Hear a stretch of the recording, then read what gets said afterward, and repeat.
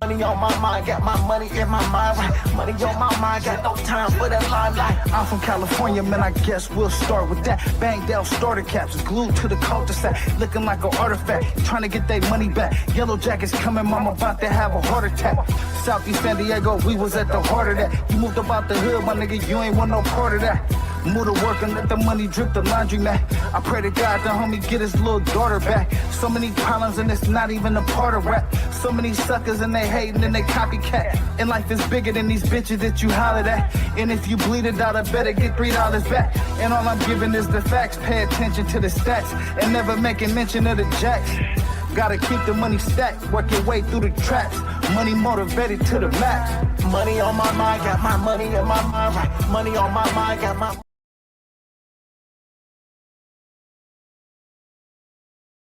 Back. God damn, bruh. Look, I had to pull some wires out this motherfucker, bruh. We back. Damn the intro. You know what I'm saying? We back. You know what I'm saying? Welcome to the remix with Cali Dre. As you can see, we back. You know what I'm saying?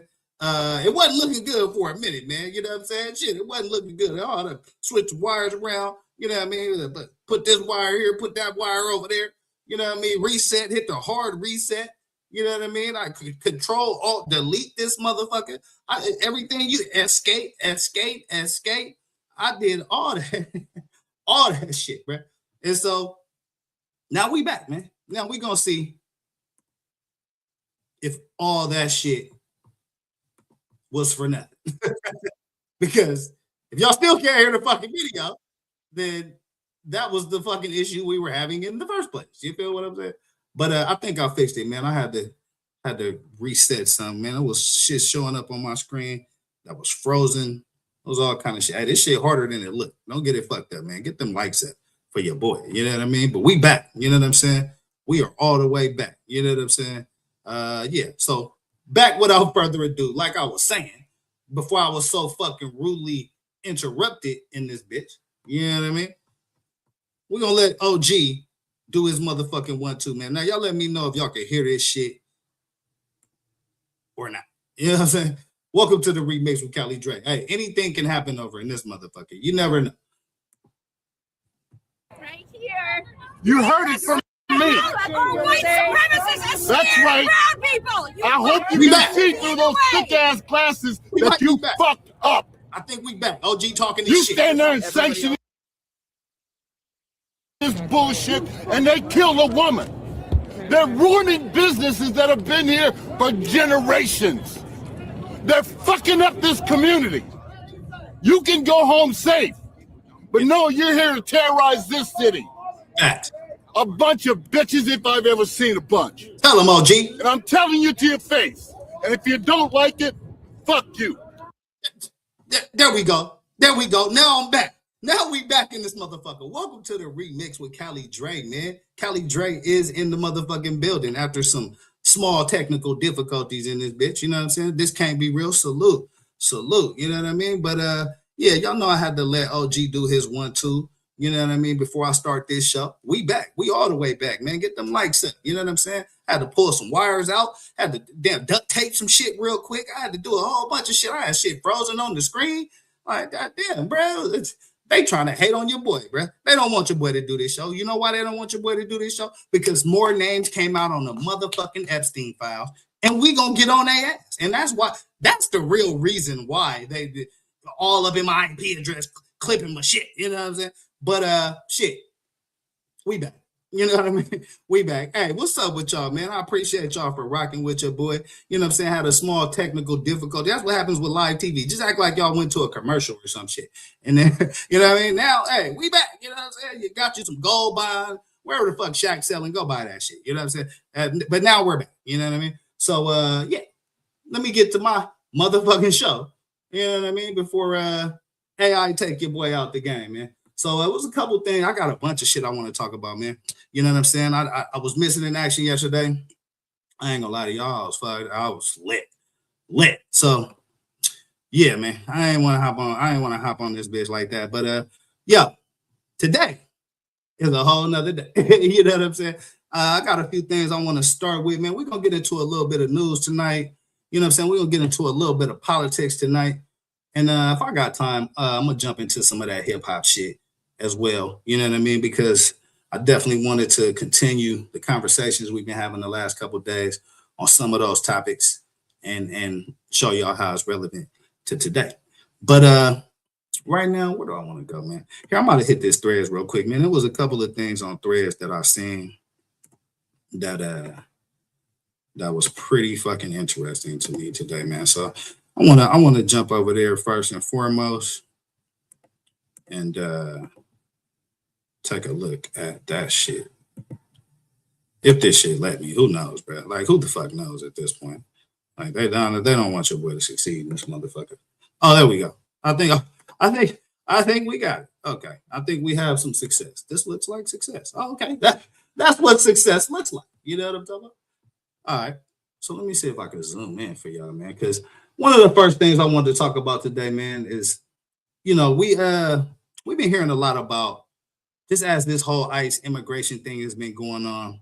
You know what I'm saying? We've been hearing a whole lot about easy. Salute to you, fam. Hey, we've been hearing a whole lot about nah, I don't think so. Why you say that? I don't think so. Salute to you though. Hey, yeah, we've been hearing a whole lot of black people saying basically they not fucking with this. This ain't our movement. You know what I'm saying? This ain't our fight. And I hear a lot of that, man. And so today, as I was just scrolling, you know what I mean? And as I was just trying to find some good content to show the people, you know what I mean? I ran across a few videos that I thought was pretty interesting, man. So this one right here says, as a Mexican, thank you, always been supportive with BLM. And this brother right here, oh shit, you know what? I probably shouldn't play this with the music. Let me turn this music off. But as y'all can see, they get into it out there. The blacks and the Latinos, you know what I'm saying? Banded together. You know what I mean? Banded together. Beautiful to see. You know what I mean? That's beautiful to see. You know what I'm saying? So I definitely wanted to try to highlight that. Let me see if I can zoom in for y'all so y'all can get a better look at this whole thing. You know what I mean? We got blacks and Latinos out here doing their motherfucking thing, man. Why? Because we got a common enemy. And those that are smart know that shit. You know what I'm saying? So at the end of the day, man, like we always got to keep that shit into perspective. You feel me? So I'm happy to see this unity right here. You know what I mean? I definitely wanted to start the show with the unity after OG talk his shit. You know what I'm saying? We're going to get this unity popping. What else? We got, it says Martin Luther King III praises Bad Bunny's Super Bowl performance and says that his father would be proud. Here, let me scroll up so y'all can read that. So I thought that was pretty interesting, man. You know what I'm saying? Who the hell knew that Martin Luther King III was watching Bad Bunny perform? You know what I'm saying? But shit, I guess so. And he says that Dr. King would have been proud, man, of the performance and you know what Bad Bunny displayed. And I actually thought it was a great performance. You know what I'm saying? I thought he did a hell of a job. You know what I mean? And so yeah, I just want to show some of that. What else we got here, man? Black History and Bad Bunny in the same month. This is what it looked like. Black History and Bad Bunny in the same motherfucking month. This is what it looked like right here. You know what I'm saying? This is what it looked like right here. I think it got some music. Hold on, let me see. It got some music on this shit. Yeah, I see. I can't run that. I'm already getting copyrights on all my damn videos anyway, running this pot shit. So yeah, we got some unity out here, man. It is black people that is, you know what I'm saying, supporting, you know, the fight against ICE. You know what I'm saying? So I thought that was real dope, man. And you know what I mean? I just all these shits just came back to back to back. Like I was like, wait, hold up. That sounded fucked. That sounded fucked up, bruh. Forget about it. All the videos appeared on my timeline back to back to back. Let me just say that. You know what I'm saying? I didn't like how the other shit was sounding, you know what I mean? But yeah, what else we got here, man? We got Method Man busting out his salsa moves to the Bad Bunny. You know what I mean? Your boy Method Man in the gym getting right to the Bad Bunny. You know what I'm saying? Again, we got more black people, black unity with the Latino movement. Fuck ICE. My man at the Super Bowl with the Latin flag, the black man with a Mexican flag. Fuck ICE with the championship shirt on. You know what I mean? So again, man, I hear a lot of narrative from people, right? I hear a lot of narrative from like people who not informed and people who don't know what the fuck they talking about, frankly. You know what I'm saying? But there's a lot of black people most definitely supporting this movement. They got plies in this hotel room, salsa dancing to the halftime show. You know what I'm saying? Like, come on, man. What else we got out here, man? You know what I mean? Green Day. Green Day, the rock and roll band. They're not fucking with Trump. Green Day, no Trump, no KKK, no Fascist USA. This shit got music on. Yeah. Fuck it. We're gonna rent it. Fuck it. Y'all hear that? Let me know if y'all can hear that in the comments. But basically, they saying fuck Trump. That's basically the message that I got there. You know what I mean? What else we got here? Oh, this is some goofy ass shit. I don't even know what the fuck that is. We're not even looking at that. What else was on here? Is there anything else I wanted to show on here? Jeff Bezos has become. Oh yeah. I mean, let's get into a little bit of this, man. Jeff Bezos has become $45 billion richer since Trump was elected. He pays a lower tax rate than a truck driver, a nurse, or a teacher. Amazon got $15 billion in tax breaks from Trump last year. Now Amazon plans to create a new rhythm of layoffs every few months. Trickle not. I thought that was pretty interesting, man. What we got here? So these are the companies that they saying supported Trump. I don't really fuck with none of that shit anyway, so I ain't even tripping. You know what I'm saying? What else we got up here, man? Was there anything else I wanted to show up here?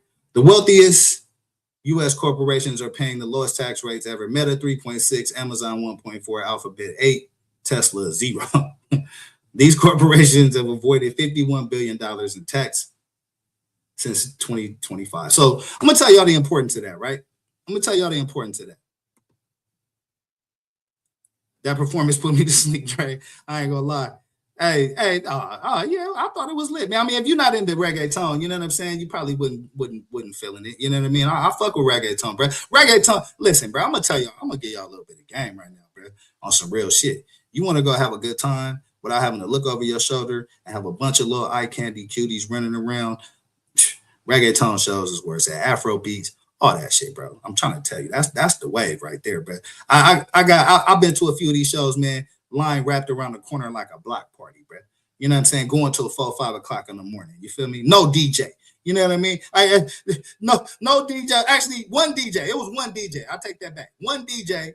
They didn't have no artists performing, but that motherfucker rocked all night. You know what I mean? And it brings out a multicultural type of crap, man. And that's more of my flavor, man. You know what I'm saying? I'm on that international shit. You know what I mean? So, you know, for me, most definitely it was a dope ass vibe. I mean, but yeah, you gotta open your mind up to different shit, man. That's what I tell people, man. You gotta try to open your mind up to different shit. You know, everybody ain't gonna feel it, but I thought he did a great job with the performance, man. And I'm gonna actually show you a little something that actually solidifies that in a minute, man. See, former Bears NFL player Charles Timmons says he left the FBI after a federal immigration operation. He said he wanted to be on the right side of history. So I'm like, salute to this brother, man. He, you know what I'm saying? He you know, he doing the right shit, in my opinion. You know what I mean?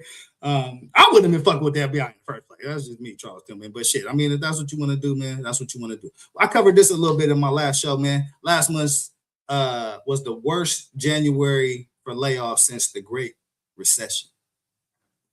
Last 4 months under Trump was the worst January for layoffs since 2009, the height of the Great Recession. Yeah.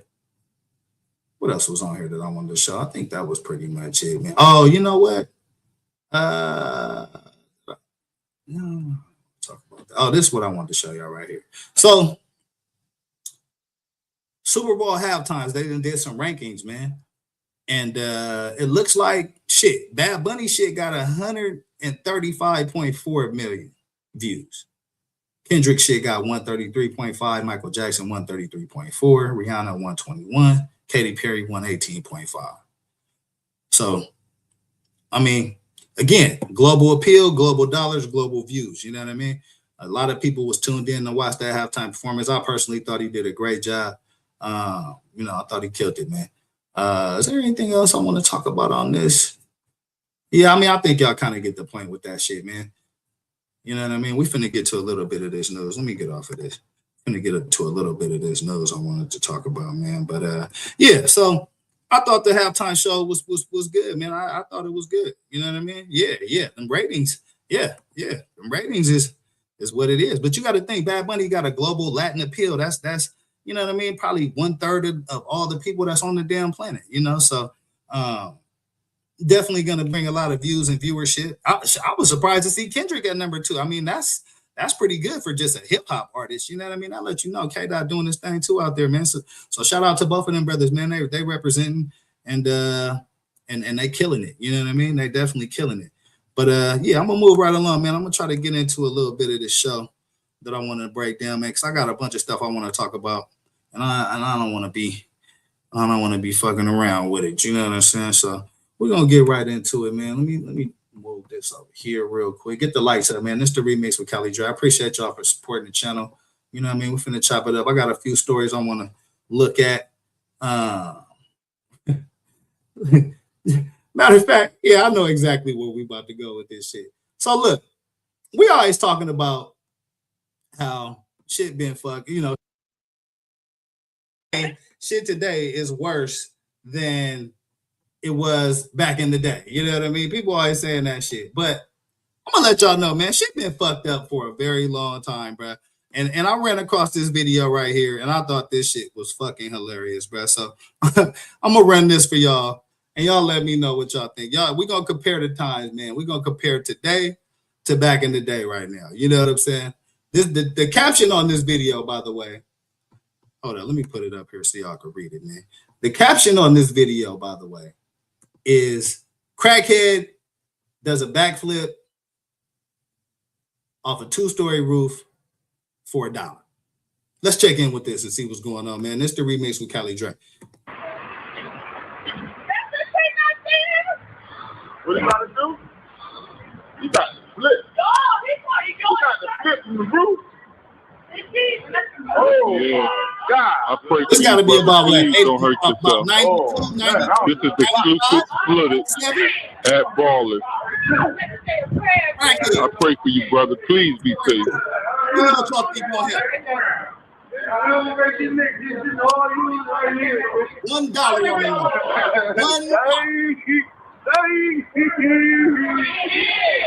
This nigga is 50. Oh shit! He actually Oh my did that. God! He actually You alright, bro? did it. You sure?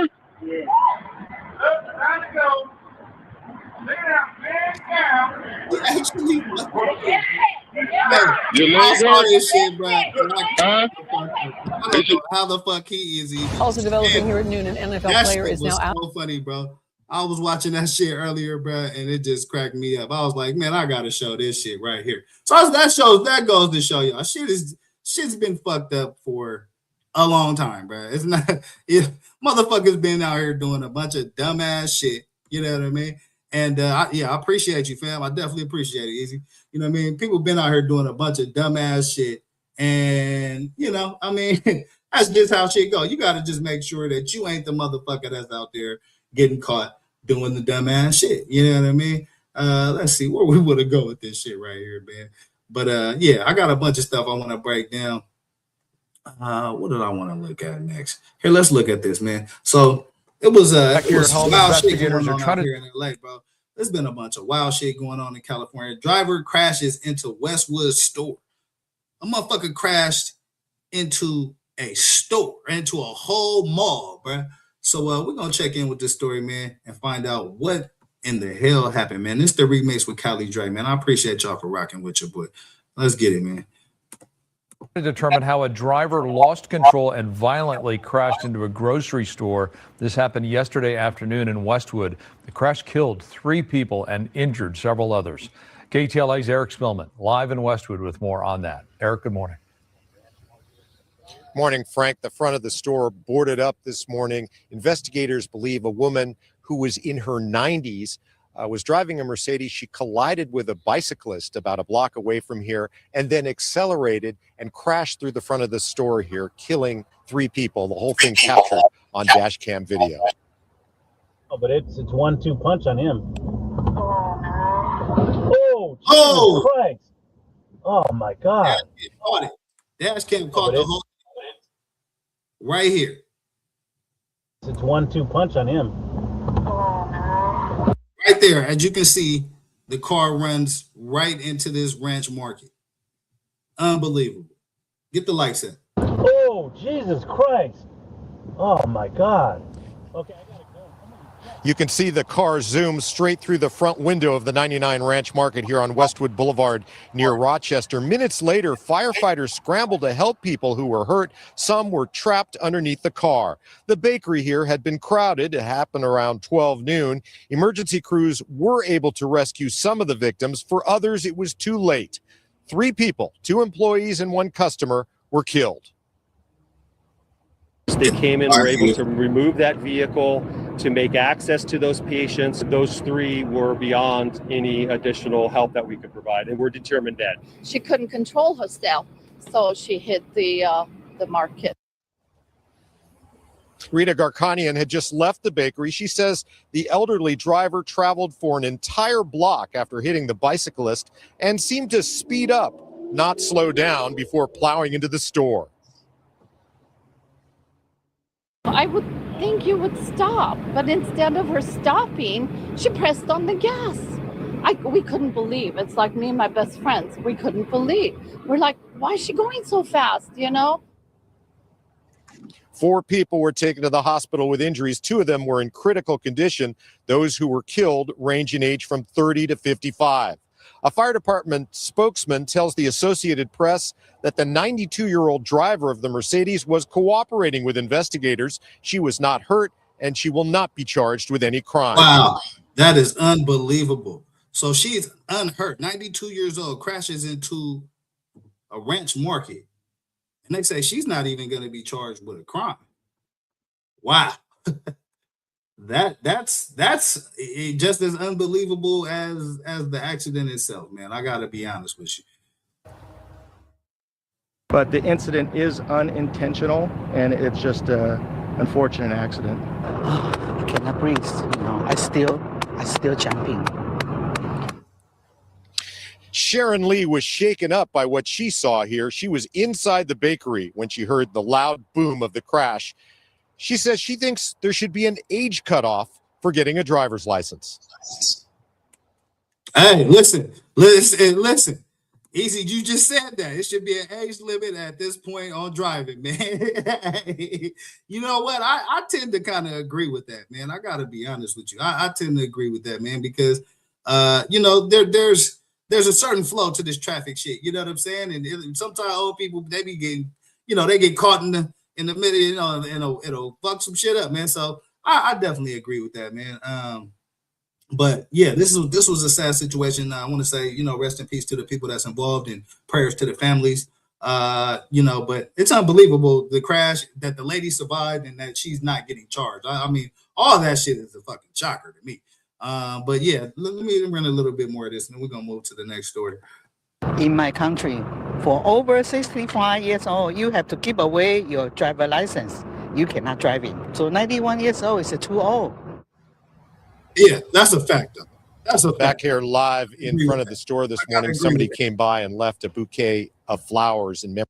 Yeah, that's a sad story right there, man. So, you know, I don't even know what the resolution would be on that, but you know, all you can say really is just prayers to the family, man, and to the families that was involved, and you know, hopefully this lady taking Uber or Lyft or some shit or Waymo from now on, bro, because her ass don't need to be driving no more. You know what I'm saying? At all. And that's a fact, man. This is the remix with Callie Drake, man. I appreciate y'all for rocking with your boy, man. I'm finna get through a couple of these stories because I definitely want to jump on this politics for a minute as well. You know what I mean? Where do I want to go next with this shit, man? Let's see. Actually, oh yeah, let's look at this right here. This we begin with breaking news. Wild story right here, man. I think this is some other California shit. I'm trying to tell y'all, man. California, it's hot out here right now. Motherfuckers is just out here doing a bunch of reckless shit. I'm trying to tell you. It says chilling video shows Sunland stabbing attack on girl and grandfather.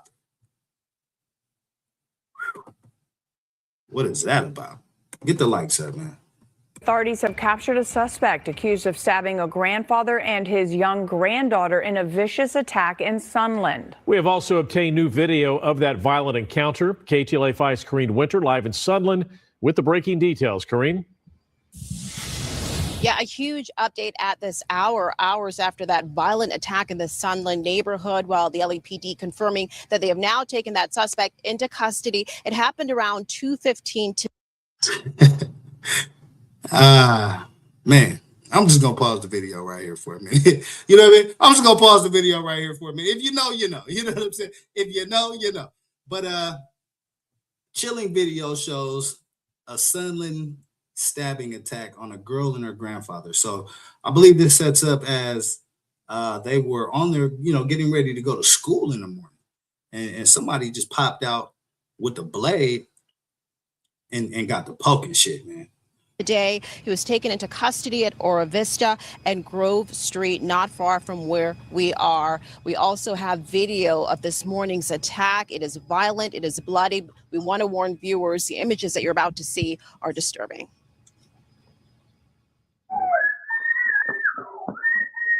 Chilling video from a violent early morning attack in the Sunland neighborhood. A grandfather stabbed in the neck, his granddaughter with slash wounds to her arm, both bleeding as family members scream in shock. So you can see the attacker right here, as you can see him in the middle of the street.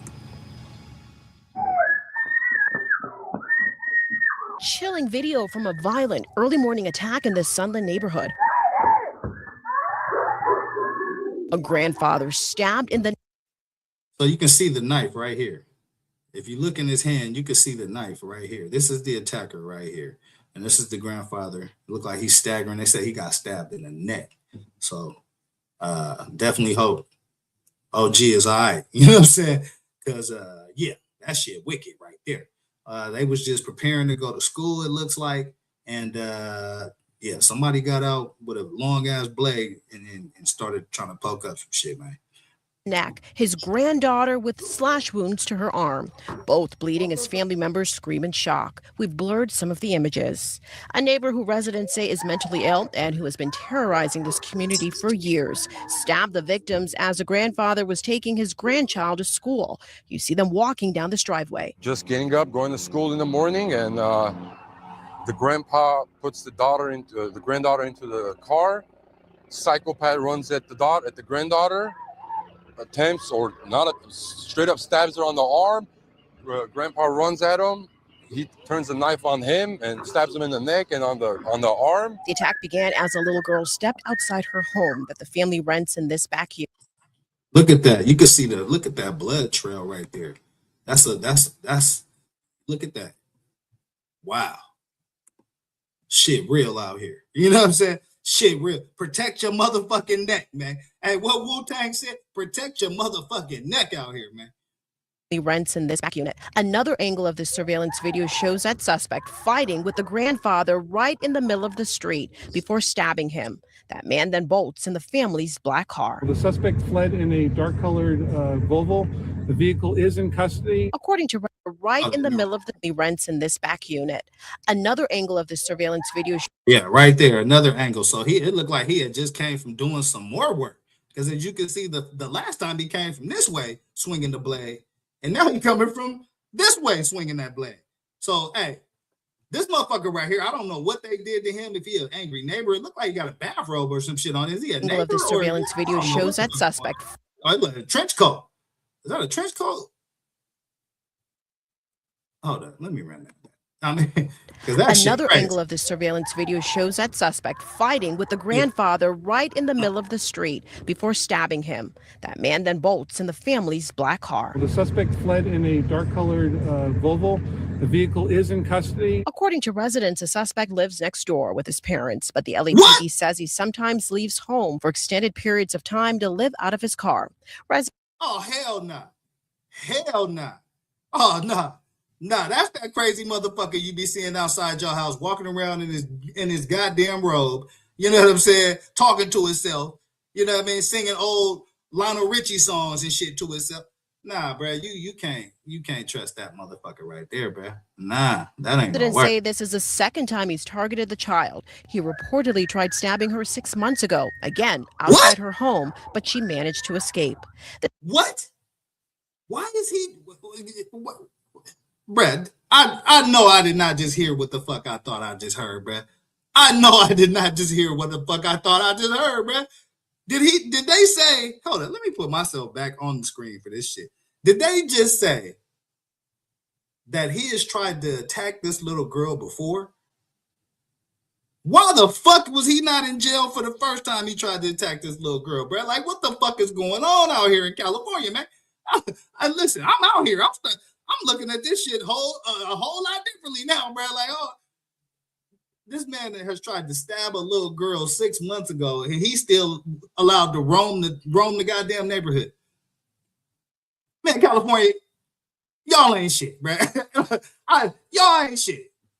Y'all ain't shit. We ain't shit. I guess I should say, because my black ass is right here. You know what I mean? We ain't shit.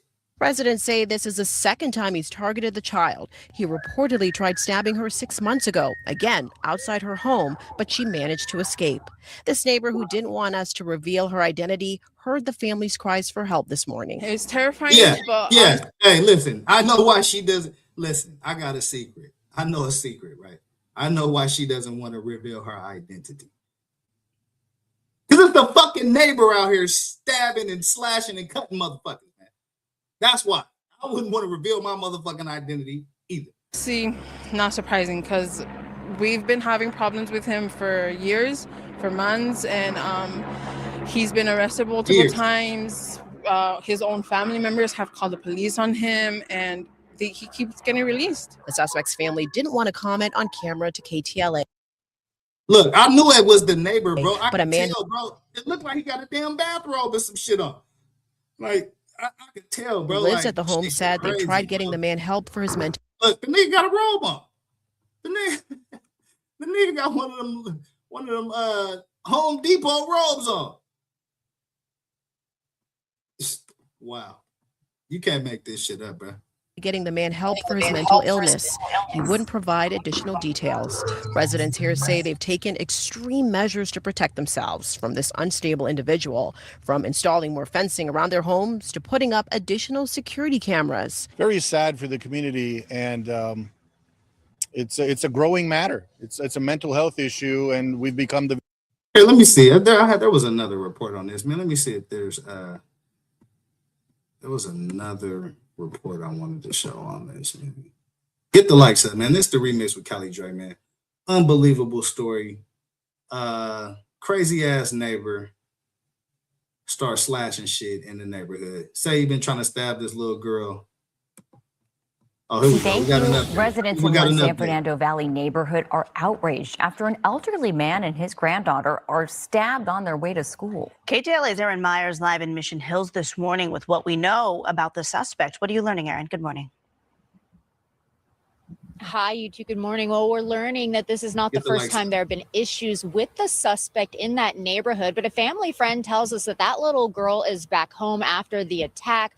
The grandfather is still in the hospital after emergency surgery. And what happened was caught on video, and I want to warn you, it may be disturbing.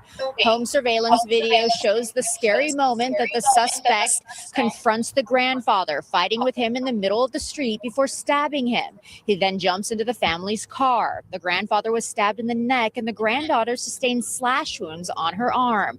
That family friend spoke out about the family. Take a listen. Are very nice people, grandparents living there. They help out the grandchildren as much as they can.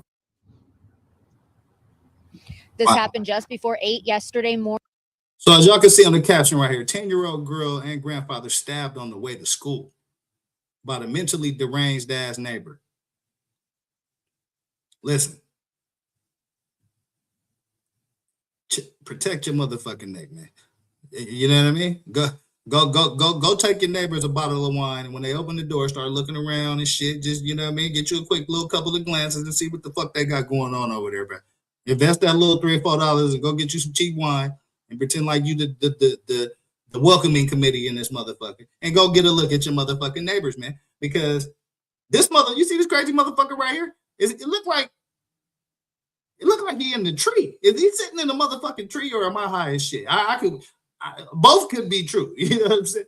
But yeah, he looked crazy as fuck. I don't know what the fuck he's doing over here, because this is a fence, and he's sitting above the fence. So is that a tree house? Like, I don't know. This grown ass motherfucker sitting in the tree house. That's how you know he crazy. I'm gonna be honest with y'all. That's how the fuck y'all know he crazy, bro. This grown ass motherfucker sitting in the tree house. Or am I just high? I could be high, bro. But that's what the fuck it looks like to me. Like, on God. Morning on Eldora Avenue in Sunland as the grandfather was taking the 10-year-old to school. Police responded and both were taken to the hospital. Pictures appear to show the suspect sitting on the roof of his home staring into a neighbor's kitchen window. The LAPD has identified him as 31-year-old Eric Aviles. Neighbors say he suffers from mental illness and that he's... Yeah, Eric Alvarez. They finna lock your ass up, bro. You finna be with the straight jackets and the banging your head against the wall, motherfucker, slobbering and drooling all on your goddamn t-shirt. That's where the fuck you about to be, bro. Caused problems in the neighborhood for years, saying he lives with his parents, but according to the LAPD, he does leave for extended periods of time. Residents say this is the second time he has targeted the little girl. That's actually the family friend saying that. Reportedly, he tried to stab her 6 months ago, but she managed to escape. Those in the... What? See, that's the fucking problem. Let me get back. Let me get myself back on. That's the fucking problem I have with this shit.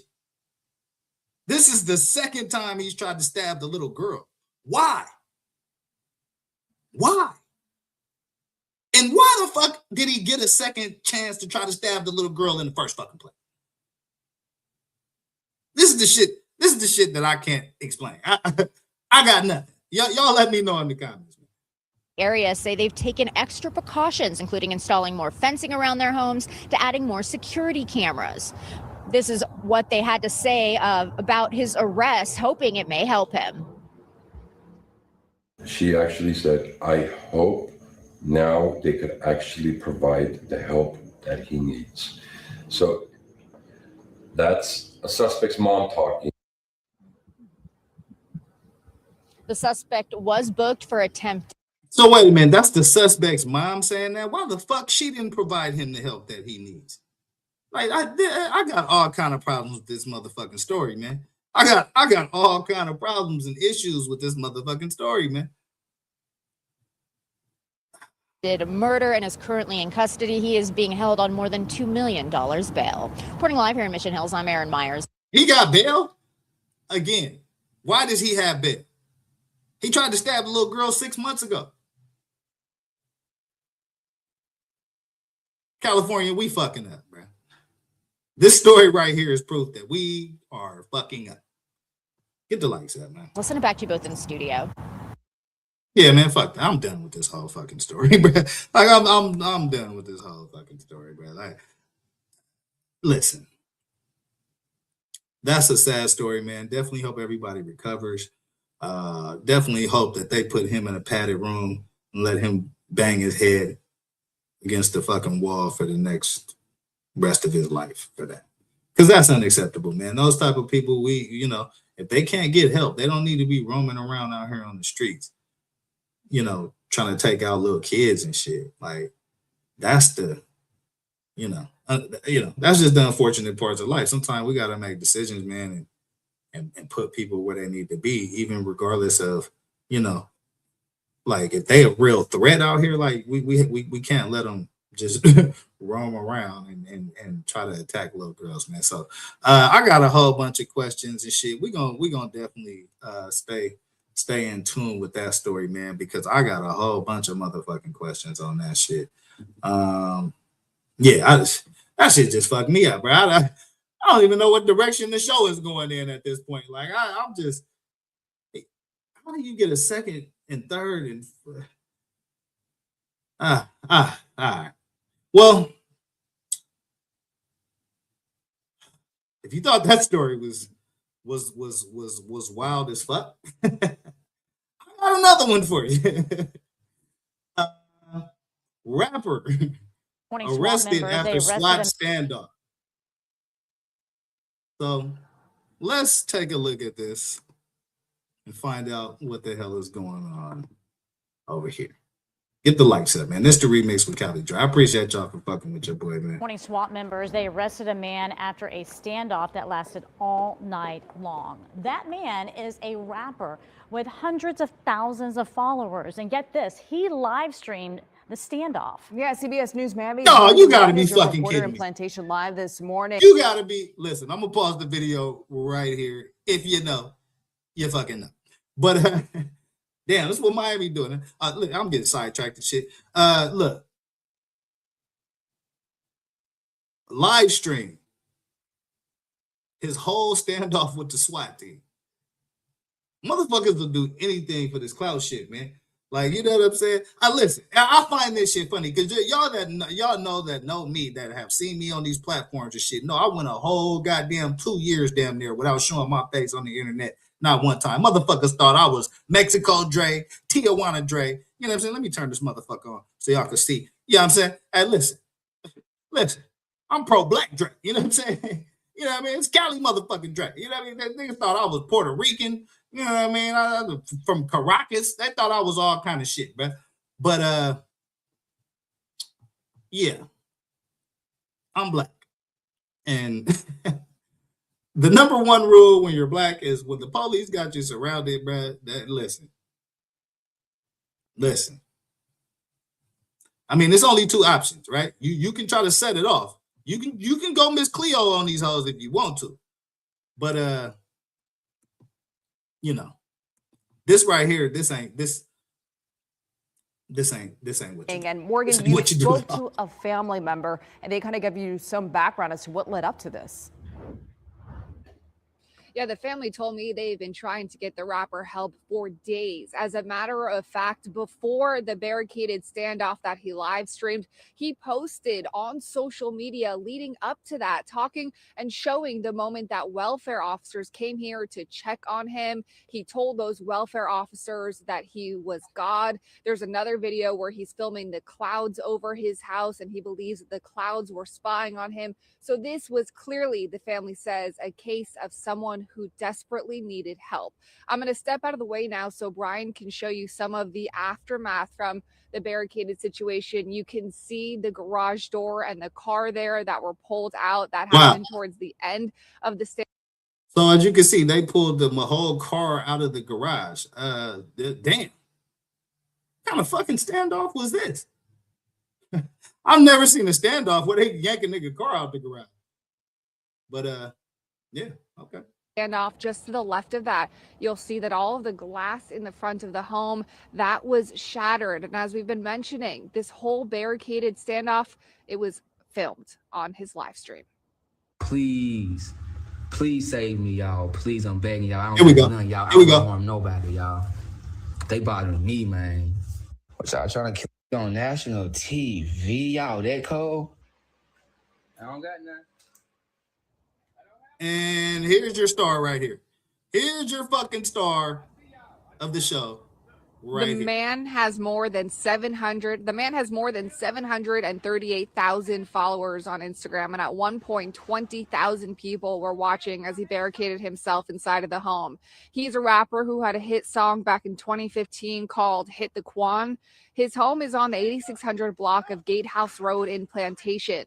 Plantation police said SWAT and CRT were on scene, and throughout the live stream, he talks about not wanting to die on the live stream. He says he doesn't have a gun, and at one point he talks to a dog, saying he's not tired and he's not going to sleep. You can see towards the end of the live stream that he is crouched down in the garage, and you can see the moment SWAT makes their way in to arrest him around 2:50 this morning. My hands up! Here we go. Don't kill me, my hands up! My hands up! No! Live streaming SWAT standoff. Plantation. Oh, nah. Oh, there's another video. Hey, let me look at this video right here, because I want to see Developing here with new, a SWAT situation out of Plantation is Graham. Once we have more updates, I'll be sure to let you know. Developing here with new, a SWAT situation out of Plantation is now over. A suspect is in custody after barricading himself inside of a home. Local 10's Juliana Esperto is live at that. I can prove it. Oh, here we go. Yeah, let me see. Nothing. If they kill me, bro, they was trying to stop me from making that movie because it's gonna be the best movie I ever seen. Y'all. Well, it's certainly like a movie, but unfortunately for this suspect, it's his real life. A garage ripped out with a Tesla to its side, the doors and walls of his home on the 8600. Wow. Yeah, they damn sure did rip that motherfucker. They ripped that Tesla completely through the. What kind of SWAT fucking tactic is that though, bro? Like, bro, listen, I done seen a lot of kick dogs. I done seen a lot of, police standoffs. I ain't never seen them rip your whole fucking car out the garage, bro. Like, I don't know. 100 block of Gatehouse Road also ripped out. A mess inside as well. I am thinking about my daughter. All right, let me tell you something, white man. Okay, let me tell you something, white man. I am thinking about my daughter. After a long night, Plantation police got to a barricaded man safely. Yeah. His godbrother they said gas he's his live ass. streaming the whole time from inside on Instagram. But he's a famous rapper with over 730,000 followers. He's known as I Heart Memphis, and he released a hit song called It's the Quan. Oh, Memphis is in the building. Oh, shit. Memphis is in the motherfucking building, man. Salute to the 901, man. Y'all, hey, listen. Yeah, it's going down out there, man. About 10 years ago. So stop scaring me with these bums. Y'all got jets flying through my house, fake spiders. His godbrother said he's never seen 33-year-old Richard Colbert behave this way. It's a shock. He's a dad of 3 kids and a philanthropist. It's all in God's hands now. That's all I could pretty much say. You know, I'm praying that he overcomes this. I am thinking about my daughter. I see you. Oh, this nigga's tripping. He's done. We have another guy who may be wearing that straight jacket, banging his motherfucking head against the wall, bro.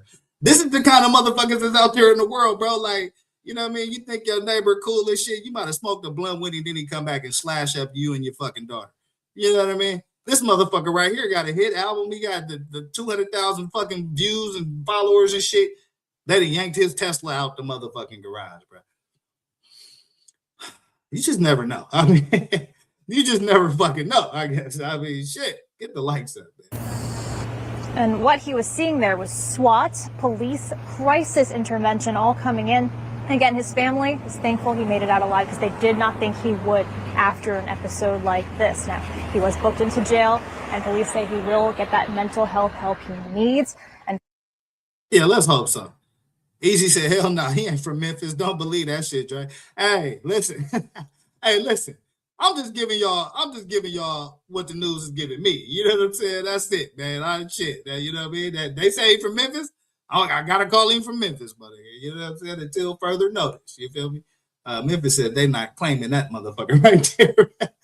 Memphis ain't claiming that motherfucker right there, man. I wouldn't claim his ass either, man, because that's a bunch of bullshit right there, man. But yeah, we gonna move the fuck along, bro. Let's see what we looking like on time. Yeah, I got a little minute, man. Here, I want to get into some of this NFL shit that's been going on, man, because listen, I'm hearing a lot of shit about the NFL and its athletes having some crazy ass interactions, man. It's been some crazy ass interactions. You know what I'm saying? Actually, before I go there though, before I hit that NFL shit, I'm about to drop this shit right here, bro. Hey, listen, before we go to the NFL, this is the remix with Cali Dre. So we finna get into some good old-fashioned racism in this bitch. You know what I'm saying? Good old-fashioned, plain as day racism. White employee who's working out here with a black employee, right? White employee tries to bully black coworker and catches them motherfucking hands, man. Let's go. Drop this shit now. Go ahead on, man. It's out the way, man. Watch it, man. Hey, y'all need to stop, man. Y'all need to stop. I got it. You can't put your hands on him, bro. That's it, right? Put your phone. Let me go, man. Let me go, man. Something wrong, man. Let me go, man. Let me go, man. Let me go, man. That's the right? Let me go, man. Let me go. Hey, y'all need to stop, yo. Dude, please, man. I'm begging you. Christy, what? I'm begging you. Please, man. Dude, I'm begging you. Fucking ass to work. Hold up. Nah, see, this is how the shit always starts, though. You know what I'm saying? I'm glad they actually got this on camera because I want this to be a teaching. This is like a coaching tape right here. You know what I mean? I feel like I'm you know what I'm saying, Bill Belichick or some shit, nigga. I feel like I'm you know what I mean, motherfucking Phil Jackson in this bitch. This is a coaching tape for you, motherfucking.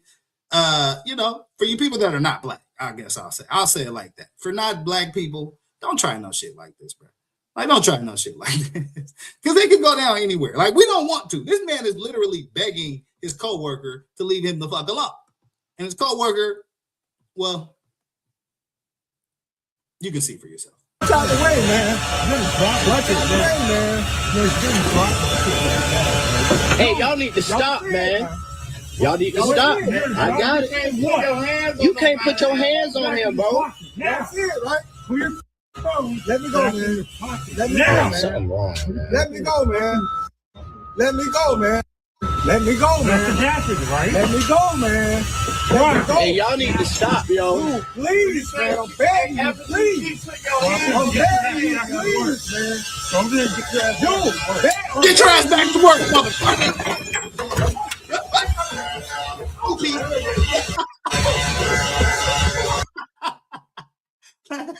Hey, hold up. We gotta run that back one more motherfucking time. Just because, you know why? I'm gonna let you know why, bro. Just because it's Black History Month, bro. This is for Black History Month, right here. You know what I mean? This is for Black History Month, right here. Drop the shit now. Go ahead on, man. Get out the way, man. Watch it, man. Hey, y'all need to stop, man. Y'all need to stop. I got it. You can't put your hands on him, bro. That's it, right? Put your phone. Let me go, man. Let me go, man. Something wrong, man. Let me go, man. Let me go, man. Let me go, man. Right? Let me go, man. Let me go. Hey, y'all Let him go. Yeah, let OG go. Please, man. I'm begging you, please. I'm begging you, please, man. Dude, I'm begging you,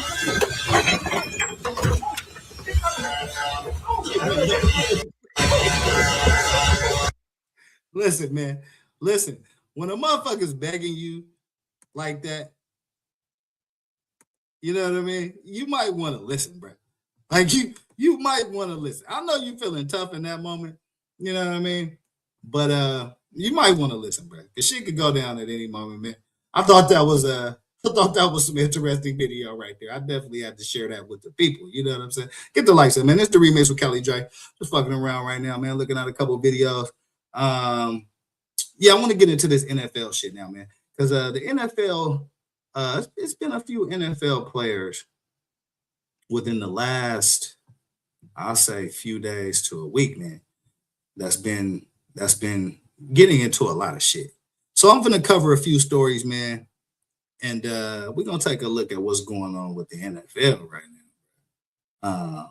And then we're going to jump into a little bit of politics, man. So I got some Epstein names came out. And I'm TikTok MAGA Mongrels. I'm going to be on your motherfucking ass tonight. So, yeah, let's get into this NFL shit. Thank you so much for joining us. First story I want to cover, man, I covered a couple of days ago on a show.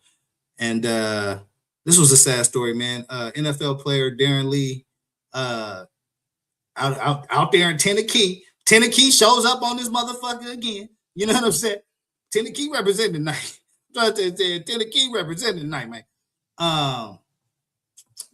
Tennessee, Darren Lee, actually is responsible for the death of his girlfriend. He's being charged with the death of his girlfriend, I guess I should say. And there's an update on that story, man. So I want to double back and catch the update on this and see what's going on, man. It says ex-NFL player tried cleaning blood stains in Utawa home after the murder, affidavit says. Get the likes up. Yes, we begin right away with an update out of Ottawa, where a former NFL linebacker has been charged with killing his girlfriend.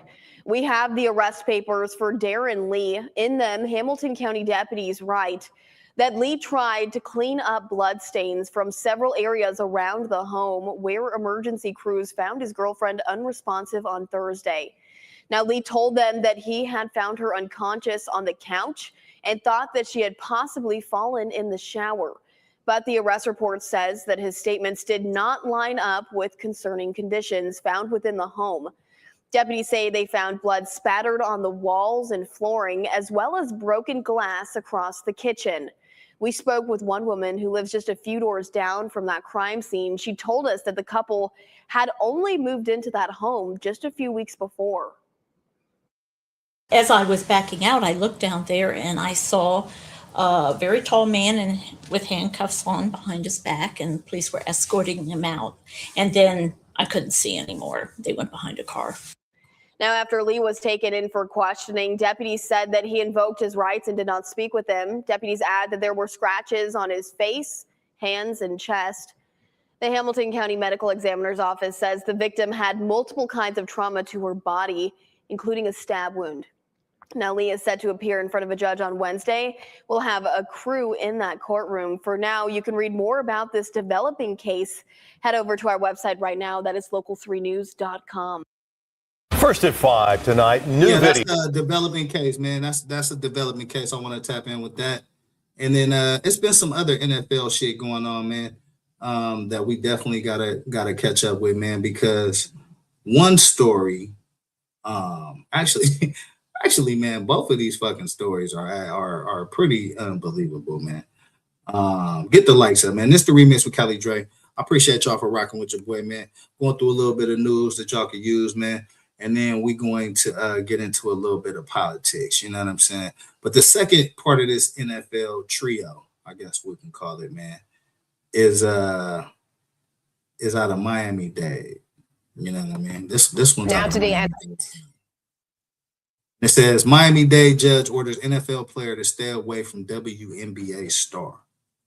So what's this about, man?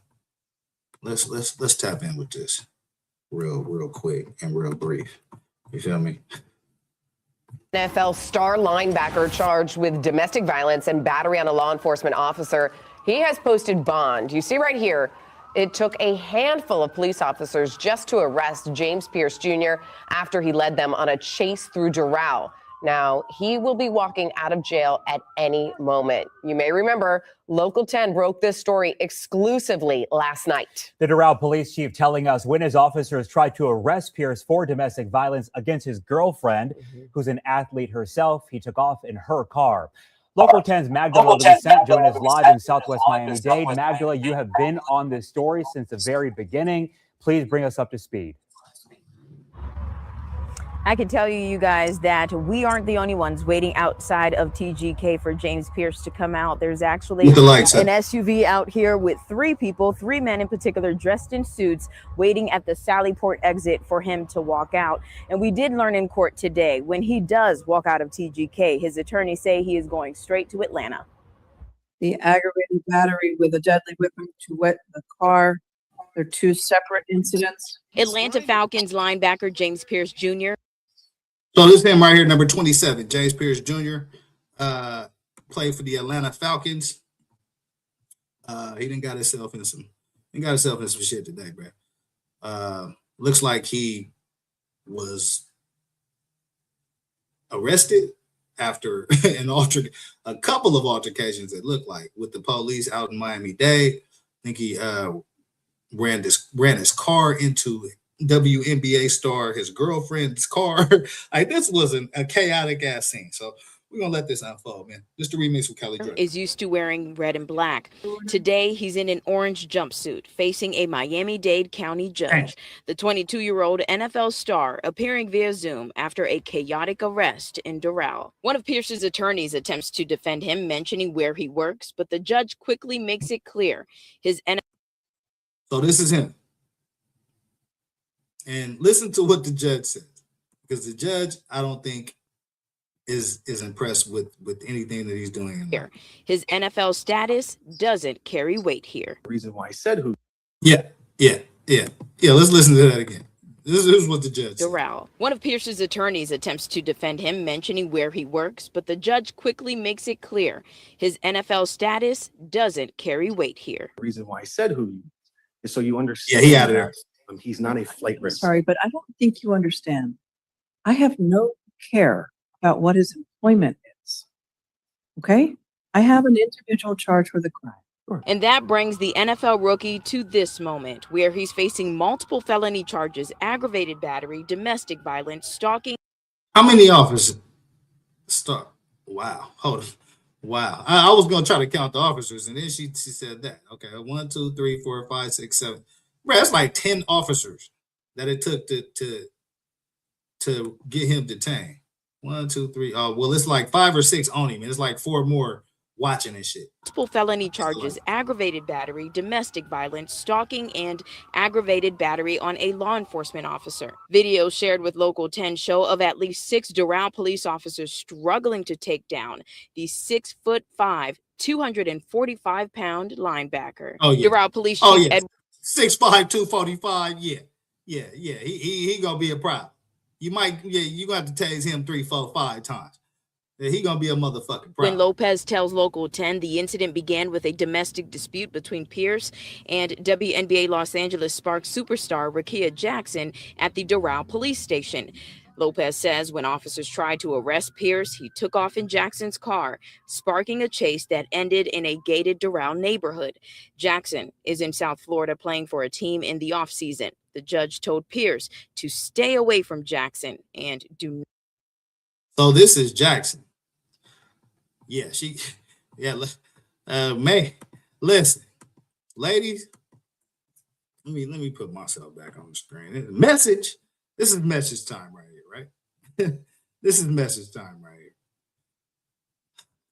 here. Here, let's do this. Let's make it even better. You know what I mean? Ladies,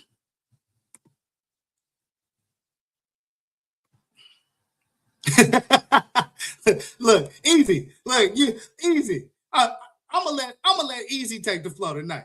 You know what I'm saying? I'm gonna let Easy take the flow tonight. Damn, she fine. Listen, as per Easy. You know what I'm saying? Ladies, man, y'all sure know how to make a brother go crazy. Whatever she doing.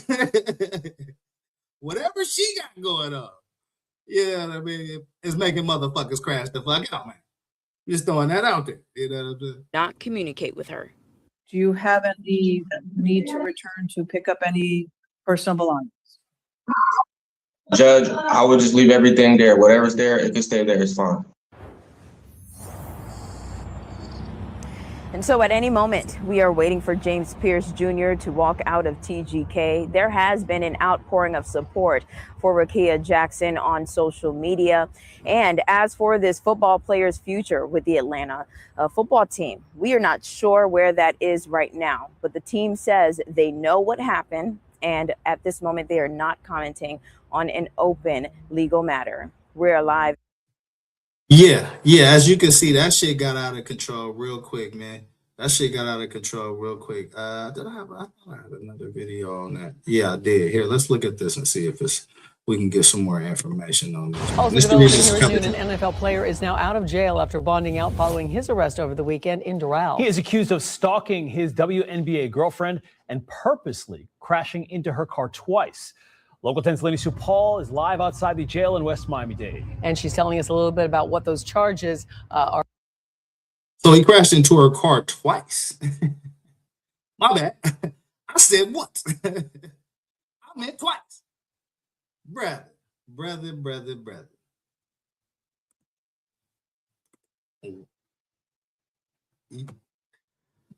I don't even know.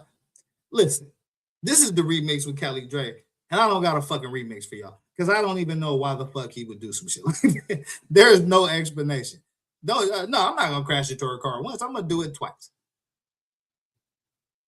She don't look like the type that you can just crash into her car and she's just okay with that shit. I could be wrong. You know what I'm saying? I could be wrong. You know what I mean? But yeah. I'm gonna let Easy take the show back over, man. Yeah, she a baddie for sure. You know what I'm saying? Hey, Easy, you hosting the shit out this motherfucking show, my guy. Real shit. You know what I'm saying?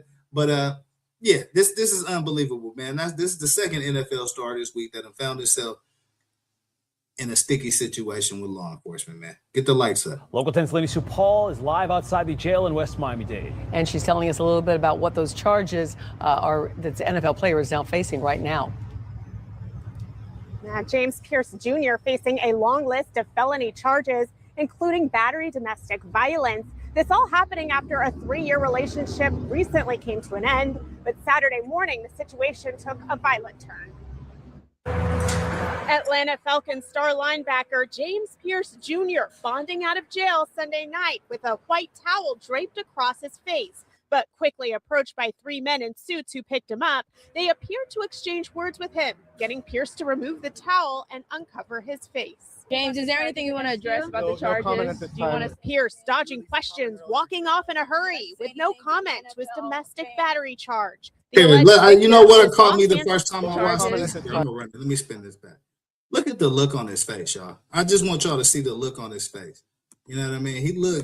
He just looked like he ain't really all there. Like he just, you know what I mean? Like he just, maybe he didn't expect the cameras to be there so quick on his motherfucking ass, but yeah, it's a sad story, man. Is there anything you want to address about the charges? Do you want to Pierce dodging questions, walking off in a hurry with no comment to his domestic battery charge. The alleged victim is Los Angeles Sparks forward Rakia Jackson. Man, again, if you know, you know.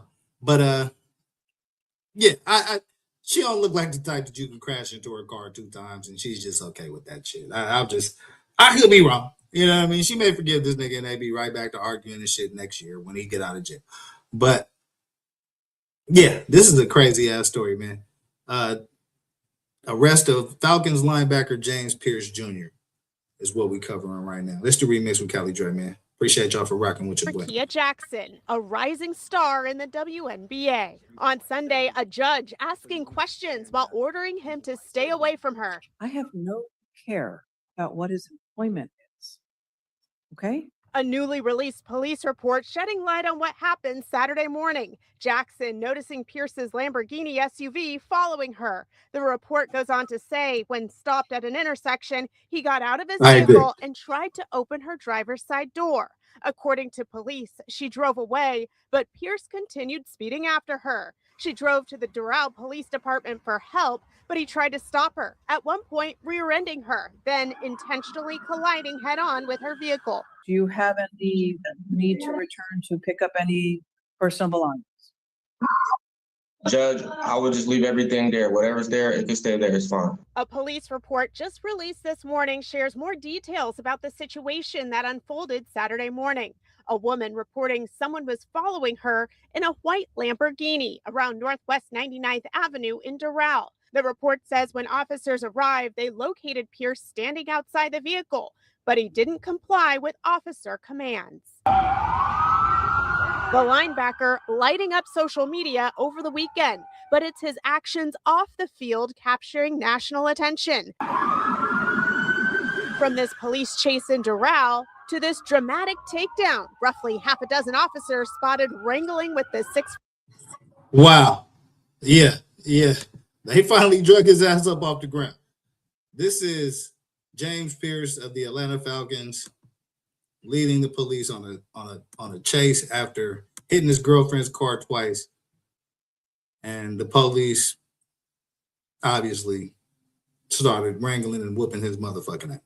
Half a dozen officers spotted wrangling with the 6'5", 245-pound player before his arrest.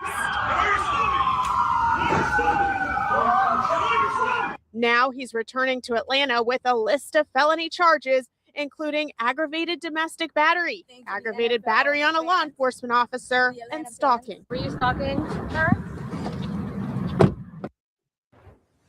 Yeah, you done fucked that one up, young brother. You might have fumbled the bag right there, bruh. Nah, that's not a score, bruh. That's a fumble. Yeah, they're gonna fumble the bag right there, and you might have lost your girl, man. So yeah, we most definitely gonna stay tapped in with that and see where that goes. But we not done. Nah, we not done. The NFL, the National Football League, and showed this motherfucking ass today. That game was boring as shit. The halftime show was good, but off the field, you motherfuckers is shining. Because we got another story, man. And this one actually is rumored to involve a very well-known rap star. So let's check in with this story, man. It says NFL star Keon White shot after Lil Baby argument. Police reveal new details. So let's check in with this and find out why the fuck Lil Baby name mentioned with an NFL player that got shot. Get the likes up, man. This is the remix with Kelly Dre. I appreciate y'all for rocking with your boy. With new details in the shooting that hurt 49ers defensive end Keon White. It happened early yesterday morning at a nightclub in San Francisco's Mission District. Our partners at SF Standard report White was hosting a Super Bowl party at Delia Lounge on Mission Street. At some point, White got into an argument involving rapper Lil Baby. That's when White was shot in the ankle. Nearby residents say they were woken up by police activity. Windows like right by my bed, and so I saw lights. Like I think that's why I woke up at first. I think I kind of knew that it wasn't like the most safe place, but honestly, I mean, like it kind of seems par for the course. Like I'm not like entirely like, how could this happen here? No arrests have been made. Our sister network ESPN reports White had surgery yesterday and it was a success. But wait, before I play the video, check out this promo real quick. Your boy 35 King with his new single called... Nah, man, fuck 35 King and his new single, man. Give me this motherfucker. Give me the video, bro. Quit playing with me, bro. It's the remix with Kelly Dre, man. Get the likes up, bro. This is the remix with Kelly Dre, sponsored by nobody. So get the motherfucking cash apps up too, bro. We ain't doing no free promo in this bitch. Nigga. San Francisco 49ers defensive lineman Keon White was shot in the ankle early Monday morning following a reported altercation involving rapper Lil Baby at a post-Super Bowl event. This all went down just hours after the Super Bowl. White was at a nightclub on Mission Street. Reports say he and others were celebrating when things suddenly turned violent. According to San Francisco Police Department, officers responded to reports of gunfire at the nightclub around 4 a.m. Keon White, defensive lineman for the 49ers, was found wounded in the ankle and taken to the hospital for surgery. The team confirmed he went under surgery Monday afternoon and that his injuries are non-life-threatening. Yeah, guys, let's get to the details of what we do know because it is little. I heard from the team about 30 minutes ago. They did tell me 27-year-old defensive end Keon White is out of surgery and that it was successful. San Francisco police described his injury as non-life-threatening. I spoke with Dr. Rick Lehman, the director of the U.S. Center for Sports Medicine. Dr. Lehman told me White's recovery time will vary greatly depending on where the bullet hit his ankle. Well, you never want to get shot in the back because that's where your Achilles is. And you don't really want to get shot on the side because that's where all your major vessels are. So let's say he had a nerve injury, that would end his career. Let me be clear. You don't want to get shot at all. Nowhere. Hell, I don't even want to be around anybody that's getting shot. I don't even want to be around anybody that's shooting.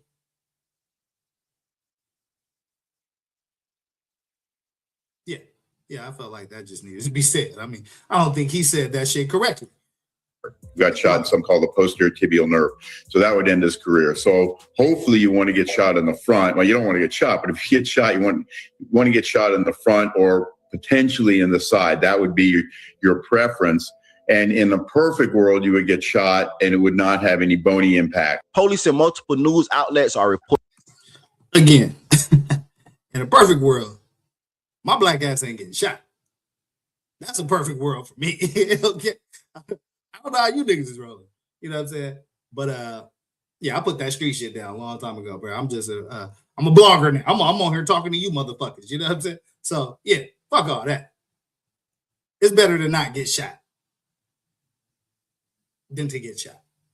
I think we can all agree on that. And that the shooting came from a verbal dispute involving the rapper Lil Baby and his entourage. Sources say that the members of Lil Baby group attempted to enter a private event inside of a club. One account described a disagreement between the two parties before gunshots rang out inside the venue. At this point, SFPD say no arrests have been made and then. Okay, so no arrests have been made, but they are saying that Lil Baby and his entourage was trying to get into a private section. I guess that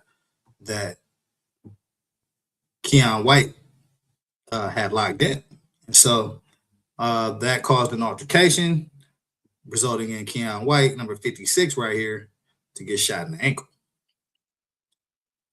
Yeah. So we definitely gonna have to stay tapped in with this. Let me see what else we got on. Investigation is still ongoing. Officers recovered shell casings at the scene, but the official suspect has not been publicly named. The location is 290 14th Street, crossing Minna and Mission. This is for the shooting. Dispatch audio obtained by ABC 7 Eyewitness News laying out the moment San Francisco 49ers player Keon White was shot in the ankle. And local leaders are reacting too, with San Francisco officials condemning any form of violence in the city. The investigation is ongoing. Police are asking anybody with information to contact them. Less than a year and a half ago, 49ers wide receiver Ricky Pearsall was shot in the chest during a robbery in San Francisco's Union Square. That suspect, a juvenile, has since been arrested and charged. Guys, certainly that. Yeah. Lil Baby always got some shit going on. Yeah, I mean, it would seem that way. You know what I mean? Ain't Lil Baby the one that got the smoke with the other blogger dude? I forget his name, big time blogger dude. But yeah, so yeah, Lil Baby stay in some action, man. Most definitely.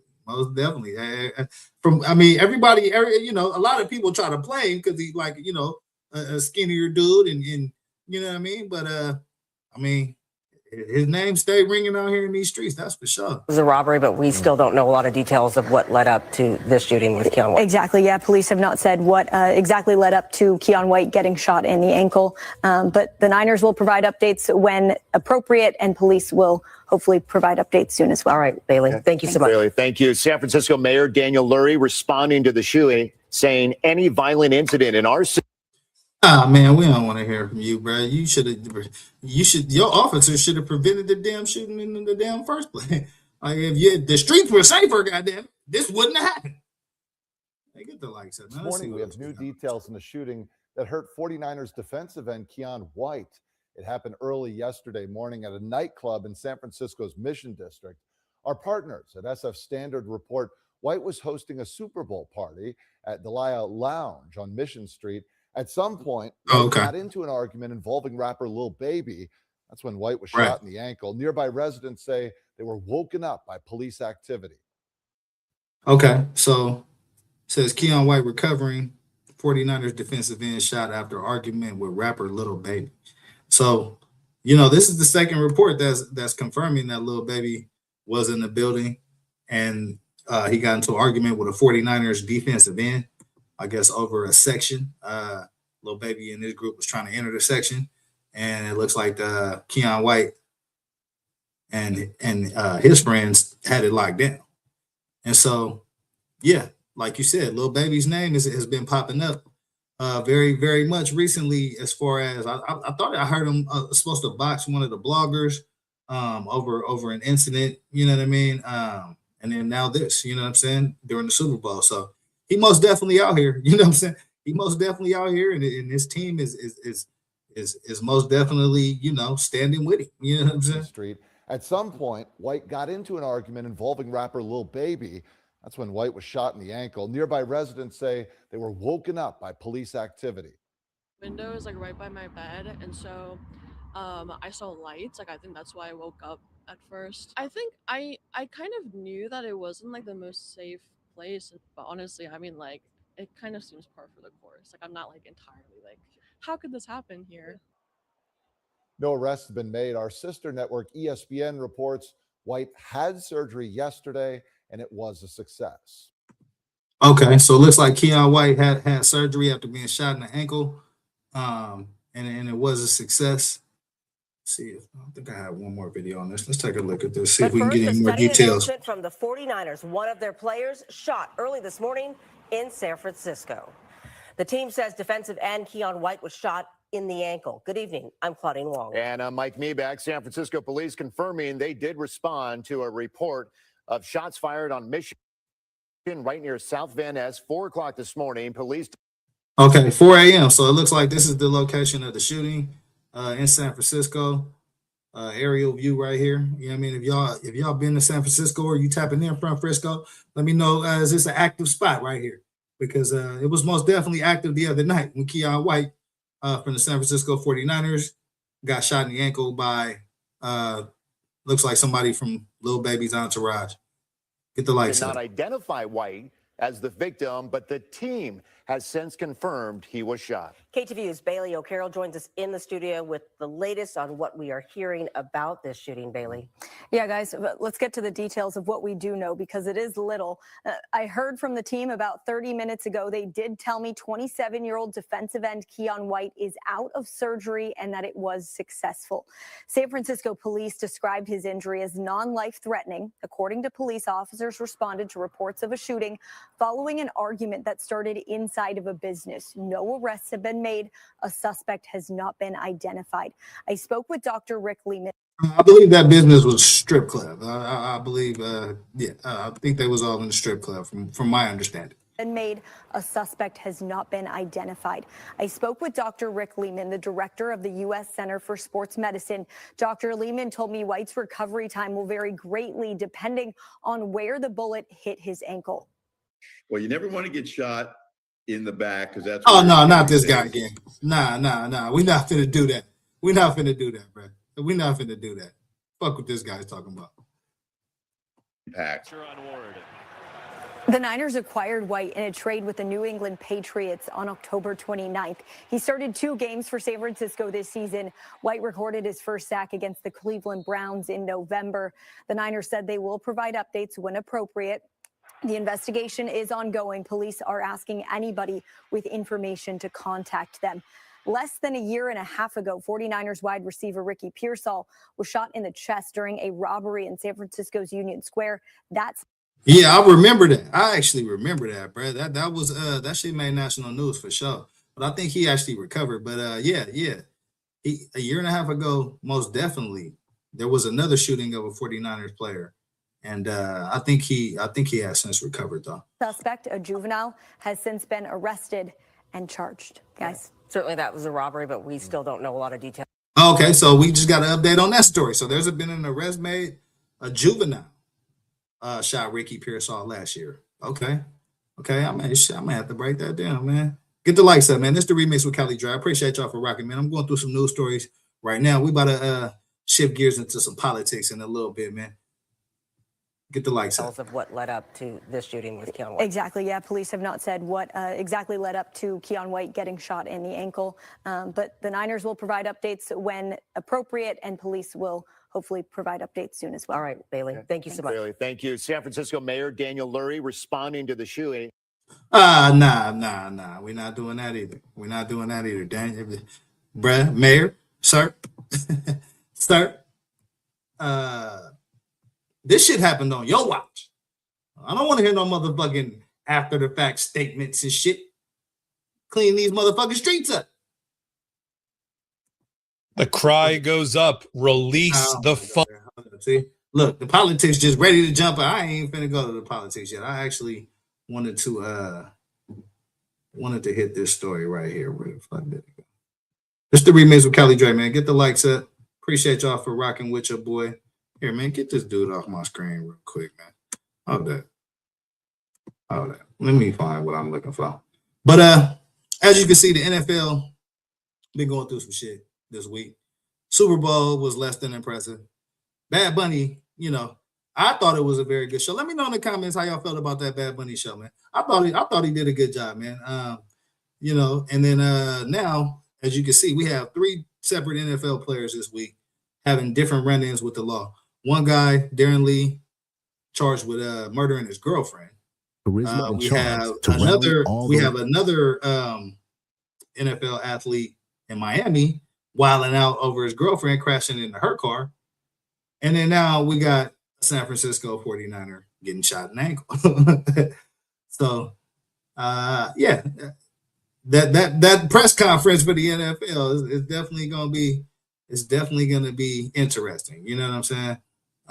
There was another story that I wanted to cover. Hold on. Oh, here we go, right here. Let's check in with this right here, man. It says loved ones remember a 13-year-old girl that was killed in Northwest Houston stabbing. So I saw this on my timeline today, man, and I thought this was something I definitely wanted to talk about and shed some light on, man. So let's take a look at this story real quick, man. This is the remix of Cali Dre. I appreciate y'all for rocking with your boy. Loved ones remember a 13-year-old girl that was stabbed in Houston. Tonight, loved ones are remembering 13-year-old Riley Dearmas, who police say was stabbed to death by a 10-year-old boy. Those close to her gathered this afternoon to pay tribute. Orko Manna spoke to the girl's mother about her push for justice. The family of Riley Dearmas gathered here tonight not only to remember her, but to also share what they say happened before she was stabbed and killed. As the sun set tonight in Northwest Houston, close to 100 loved ones came together to honor the life of 13-year-old Riley Dearmas. Every single day, every time I pray, I'll be missing you. A sea of balloons, many purple, Riley's favorite color, and warm embraces filling the crowd. Family members identifying Riley as the girl who was stabbed to death at an apartment complex on Grow Lane around 8 p.m. Wednesday. Joyful, free-spirited, happy, a dancer, a singer. Riley's mother describing her daughter as a kind and gentle soul who would have turned 14 next. So 13-year-old girl about to turn 14 gets stabbed by a 10-year-old. Like, man. Yeah, we've covered some wild stories tonight, man. But this one, you know, I thought was I couldn't believe it when I first glanced at the video, man. So rest in peace to this young lady, man, and prayers to her family and everybody involved, really, man. Even the 10-year-old. I mean, that's unbelievable. Next month, instead of me celebrating her 14th birthday, I'm celebrating and trying to bury my daughter right now. These balloons could have been for her 14th birthday, not her death. Houston police say there was a fight between two groups of people Wednesday, including the girl, before the stabbing. A 10-year-old boy turned himself in, telling officers he stabbed the girl, and according to investigators, he claims he did it in self-defense. Whoa, okay. What is that about? So the 10-year-old boy turns himself in and says that he did this in self-defense. I didn't see that. Self-defense. My daughter was attacked. The family adds that they want to set the record straight. Okay, so it seems like there's a little bit of controversy here then as far as to what exactly happened in this story. Because when I first watched the video, I just saw, you know, the initial part of it which said, you know, a 13-year-old was stabbed by a 10-year-old. So I thought, you know, I definitely wanted to watch this video with the people, man, and find out what's going on. But now it looks like there may be a little bit of a controversy on what actually happened in this story. Get the lights up. About Riley. She was not a violent person. She would never harm anyone intentionally. The narrative that's going around right now about my daughter, that was not her. That was not Riley. The 10-year-old boy was detained at the scene but released pending further investigation. Under Texas law, 10 years old is the minimum age of criminal responsibility, meaning charges could be considered and any charging decision will be made by prosecutors. Meanwhile, Riley's loved ones are still processing their pain. I would never get a chance to hug her, to tell her I love her. And her life just was quite so short. As they release balloons in her honor, all they want is justice. Did not deserve it. She did not deserve to die. The Harris County District Attorney's Office says they'll make a charging decision once Houston police complete their investigation. I called HPD for an update on this case, but I'm still waiting to hear back. Reporting from Northwest Houston. Yeah, it's gonna be like that, bro. They're not releasing no information on this shit. This shit could be like a real high profile type of case, man. So, yeah, definitely prayers up to the family of the little girl that lost her life. Rest in peace to the little girl, man, and let's hope we can get some closure on both sides to this, because this is a crazy story, man. And yeah, it's been one of them kind of fucking days, bro. It's been one of them kind of days, man. Like damn near every story we've covered so far, I felt like, was pretty wild. And so, yeah, I mean, it lets you know, man, it's a lot of stuff going on in the world, man. It's a chaotic world out there, man. Protect your motherfucking neck. You know what I mean? Keep your head on the swivel.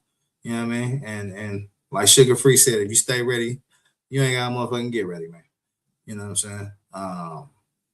Is that everything I wanted to cover with y'all on that? Oh, nah, it's not. There's one more story I want to watch with y'all, man, before we get into this politics for a little bit. This was a crazy joint out of Italy, man. We finna spin the block. We finna spin overseas for a minute, man.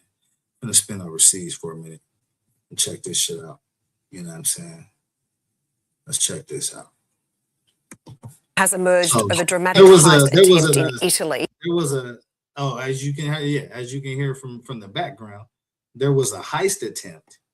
That shit has emerged of a dramatic heist. Lady, why are you trying to take the show over? You know what I'm saying? This is my shit. She trying to take the whole goddamn show over here. I'm gonna put her on stage so she could do her motherfucking thing. You know what I'm saying? It was a heist attempt. Armed robbers foiled by the Italian police on a highway heist. You know what I'm saying? So let's check this out, man. Because they caught that shit on video. And I thought this shit was out of control, man. Get the likes up. This the remix with Callie Dre, man. I appreciate y'all for rocking with your boy. Let's get to it. You can see the moment a gang of armed robbers blow up an armoured cash truck on an Italian highway.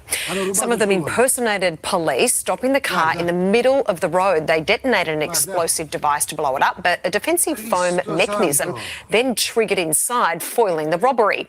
The offenders managed to escape, stealing other nearby vehicles. Police have caught 2 of the offenders. 2 others remain on the run. So they blew up the back of this truck. They was trying to steal, I guess it was an armored car. So they looked like, I guess it was money and jewelry in the back of the armored truck. But something that they blew up inside the truck actually is what got them caught. Some kind of foam. They said it was like some kind of foam. So, yeah, I don't know what that's all about. You can see the moment a gang of armed robbers blow up an armoured cash truck on an Italian highway. Some of them impersonated police, stopping the car in the middle of the road. They detonated an explosive device to blow it up, but a defensive foam mechanism then triggered inside, foiling the robbery. The offenders managed to escape, stealing other nearby vehicles. Police have caught 2 of the offenders. 2 others remain on the run. Well, then. Okay, I had another video on that. Let me see what this one. Shocking video out of Italy tonight. A heavily armed gang tried to pull off an armored truck heist in broad daylight. Oh, there it go. The There it suspects goes. blew up the Whoa, armored they van. really tried to blow that motherfucker up, though. Off an armored truck heist in broad daylight. Damn. The suspects blew up the armored van belonging to a security company after forcibly stopping them on the highway. They also opened fire on police officers. Officials say there were no injuries among police, security guards, or civilians. 2 suspects were later arrested. Man, hey, they lucky, man. They real lucky about that, bruh. You know what I'm saying? No injuries in that, bruh. Like, damn, they tried to take the whole shit out. This is the remix with Callie Dre, man. I appreciate y'all for rocking with your boy. We just been going through a few news stories I wanted to chop it up with y'all about, man. But what time? Yeah, I think we finna get on some politics shit for a couple of minutes before I get up out of here.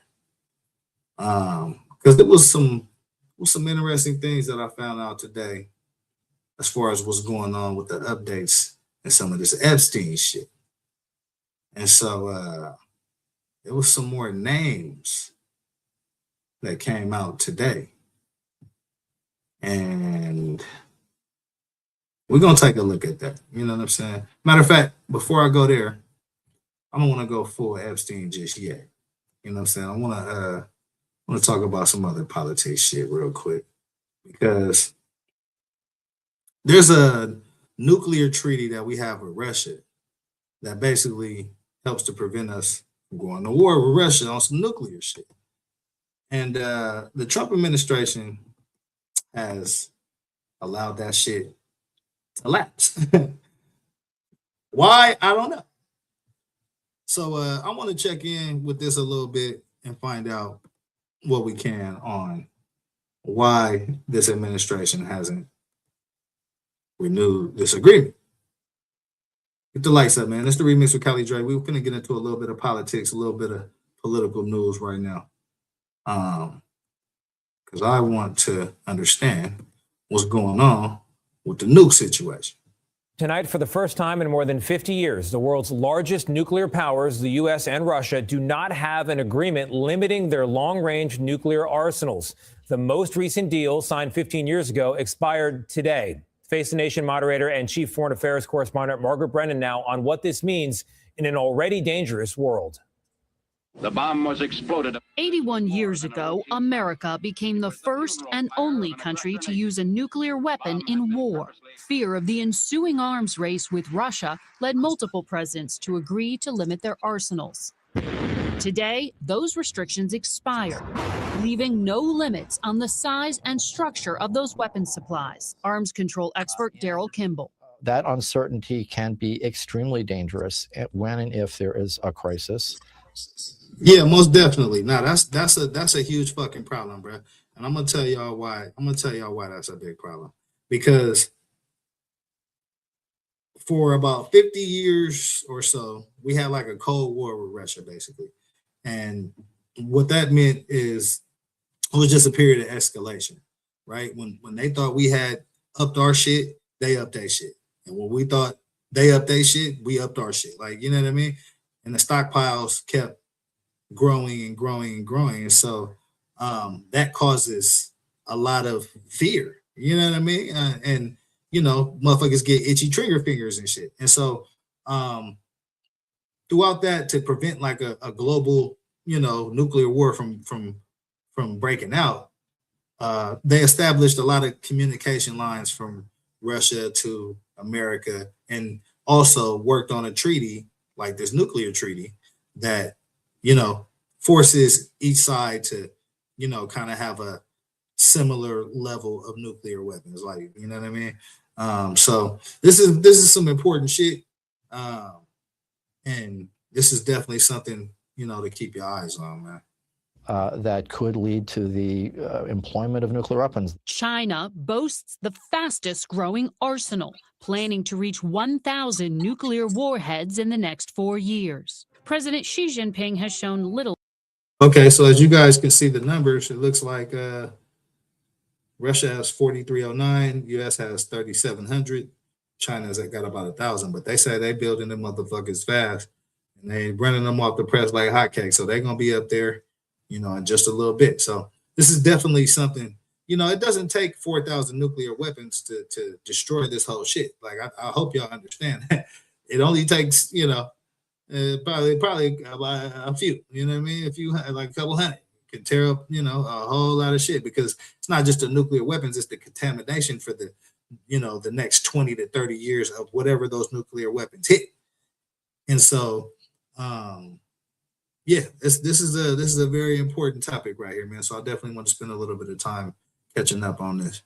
President Xi Jinping has shown little interest in President Trump's past attempts to broker a three-way arms control deal with Vladimir Putin, who has already used nuclear-capable missiles in Ukraine. He is also suspected of helping North Korea with its nuclear program.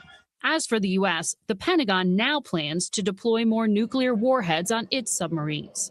And President Trump told 60 Minutes in November that he's personally willing to push the boundaries. I'm saying that we're going to test nuclear weapons like other countries do. The U.S. has not yet carried out such a test. Today, Trump authorized high-level military talks with Russia to maintain peace, and he's vowed he wants to negotiate a brand new, modernized nuclear treaty. Negotiations with Russia are always tough and difficult. These agreements cannot be accomplished in a 2-hour summit somewhere. And Tony, while restrictions on the nuclear-armed superpowers may be off, tomorrow, President Trump's envoy Steve Witkoff will try to talk Iran's top diplomat out of any nuclear ambition. Yeah, good luck with that shit. You know what I'm saying? Because the Iranians been trying to get nuclear weapons forever. And so, yeah, you can try to talk motherfuckers out of it, but, you know, without that deal, stockpiles are going to grow. And if stockpiles grow, everybody's going to want in on the game. And so, you know, that's definitely something to look out for, especially with the chaos and all the crazy ass shit that's going on in this world and in this country today. You know, adding that problem to the top of the list is probably something that, you know, we should be mindful of not trying to do. What else did I want to talk about on this? Get the likes up, man. There's another story. So I did like the jobs report as far as what January looks like. And I found another video on that because it kind of broke it down a little bit better than the two videos that I showed. So if I can find that video, I'm gonna show it. If I can't, then obviously I'm not. You know what I'm saying? But yeah, the job situation's fucked up. We're losing the proliferation agreements is what they're called, nuclear proliferation agreements. You know what I'm saying? We're not, you know what I mean, doing what we need to do on those. So it's a lot of things that's going on with this administration that I have questions about. And that's, you know, a part of the reason why I started this channel, man, so that I could ask these questions and hopefully, you know, either get some answers or get other people asking the same damn question. Because again, it seems like there's a lot of things that are just not being done the way they need to be done. Here go the jobs video right here. So again, jobs is another area where shit is not where it needs to be, right? Job openings are down and layoffs go up to start 2026. Let's take a look at this video, man, and see what the hell's going on with the American economy in this bitch. This the remix with Kelly Dre, man. Get the likes up, subscribe to the channels, support your boy, man. Department's monthly jobs report would have released Friday if not for the brief partial government shutdown. We will get those numbers on Wednesday, but data from other sources this week points to job seekers having a rough start to 2026. For frustrated job seekers, the problem may not be you. It may be the labor market. Multiple new reports point to more layoffs and fewer openings. The data actually aligns with what we hear anecdotally, and that is that job seekers are finding more difficult. Longer search times are a fact for many who are looking for work. A report released Thursday by the outplacement firm Challenger Gray and Christmas said January layoff announcements were the highest to start a year since 2009, pushed higher by tens of thousands of cuts by UPS and Amazon. Challenger also noted the lowest January hiring numbers since they started tracking in 2009. Payroll firm ADP estimated private sector companies added just 22,000 jobs in January, with growth driven entirely by the education and health services industry. Mark Hamrick, senior economic analyst for Bankrate, says such narrowly concentrated hiring growth isn't the hallmark of a robust economy, despite top-line numbers. The national data is in aggregate, meaning we're sort of lumping everybody in together in the same pile of numbers. And the reality is that your results may vary.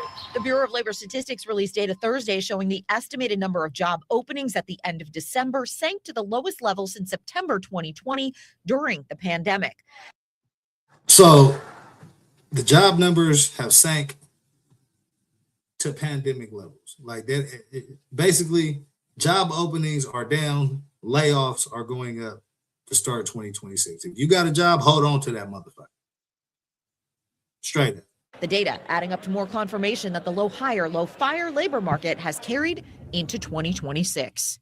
While the Challenger Gray and Christmas report said it was difficult to discern the impact of AI on January layoffs, they did say that the market is rewarding companies that are talking about AI. That may lead to more AI investment at the expense of new hiring. Okay, I want to stop it right there because I've been toying around with the idea of kind of breaking down how this whole AI thing is going to play out. And I actually have a show kind of mapped out that I want to do. I'm probably going to do it. So I've been saying I'm going to do it, but it's just like I be wanting to do shit with timing. You know what I mean? And when the story is hot, sometimes you can drop some shit and it ain't hot right now until motherfuckers start losing their jobs and then they want to know more about the shit. So I may do the AI shit, but basically I feel like that's a very important stopping point right here because like she said in this video, the more companies that invest in the AI technology, is probably going to be less resources directed towards hiring real people. And so as that trend continues, as AI gets smarter, as AI gets better, you know, if you can do any kind of math, you can scale that up and see what it means for everyday workers here in the intermediate future. You know what I'm saying? I'm thinking like 5 to 9 years, like type shit. So and it's happening now. I mean, it's a lot of layoffs been going on, man. Do I have that? I still have that thread. It was a thread that I had earlier, man, and it was showing all of the companies that's been laying off. That's been laying off this year. Let me see. I'll find it real quick. 108,000. Yeah, so Amazon laid off 16,000 people. UPS is planning to lay off 30,000 people. So yeah, it's going down, man. If you got a job, hold on to that motherfucker. If you got a cutie with a job, you might want to hold on to her ass. I'm gonna be honest with you. Time getting hard, this motherfucker. Shit gonna get real bumpy and turbulent around this bitch, man. So yeah. Hit that cash app for your boy. You know what I'm saying? Shit been hard around this motherfucker. So hit that cash app for your boy, man. But if you got a job, you know, yeah, keep that motherfucker, bro. Get another one just in case. If you can line one up. Get one in the day and then one in the evening because shit looking kind of goofy, man. Job openings are down, layoffs are going up. In Washington, I'm Karen Kafa. Yeah, Karen Kafa just dropped the gems, man. It is what it is. You know what I mean? So that's that. Now I'm gonna get into a little bit of this Epstein shit because there was some names that came out today. And actually, even before I get into this Epstein shit, again, hey, oh man, let's talk about this ICE shit. Let's talk about this ICE shit real quick because it was a video that came out. We also have trouble. An ICE agent kicking the dog shit out of a dog. I don't know if y'all seen this video, but there's an ICE agent. I believe this was where was this, man? This is actually, it don't even say. It might be Minnesota. It says federal officer seen on video kicking and injuring a dog. Peter, where the fuck y'all at, bro? Y'all on everybody else ass. Y'all got Michael Vick ass for the dog fighting and shit, but a federal officer kick a dog square in the motherfucking face on camera, and it ain't no outrage from Peter, bro. That's what I'm saying. This shit ought to be all slanted, bro. Get the likes up, man. Crazy ass, crazy story right here, man. Here, let me run this back. Let me spin this back. Troubling video. A federal agent kicking a puppy during a raid in Memphis. Tonight, competing videos. Memphis, you back in the building. I thought this was in Minnesota. Your boy thought this was in Minnesota. Tennessee. You back. You know what I'm saying? You back. A raid in Memphis. Tonight, competing videos. One trying to clear up controversy, the other creating a new one tied to a federal crime crackdown. Good evening, everyone. Thank you for joining us. I'm Darcy Thomas. Well, Fox 13 is looking at both videos, in fact, from both sides and perspectives tonight. We begin our team coverage at 6 with investigative reporter Kayla Solomon. Kayla, you spoke to the owner of the puppy. What exactly was the raid about in the first place? Yeah, I spoke to Emma Hollingsworth. She tells me that it started as the arrest of her boyfriend, who was a fugitive, but instead she ended up at a vet after her dog was kicked and injured. They took my boyfriend, forced him on the ground, threw him on the ground. Emma Hollingsworth said her boyfriend, Jaquez Henderson, was picked up on a warrant by U.S. Marshals Wednesday, but during the arrest, her dog was injured. My dog came He out kicked running. the shit out that dog. Hold up. Hold up. He kicked the shit out that dog. Whoa. He field goal kicked that dog. In the arrest, her dog was injured. That dog flew pretty high off the ground right there. As you can see, ICE agent kicks a dog square in the motherfucking ass. But during the arrest, her dog was injured. My dog came out running. He was like, "What's going on?" And so the U.S. Marshal had kicked him very hard, forcefully, for no reason.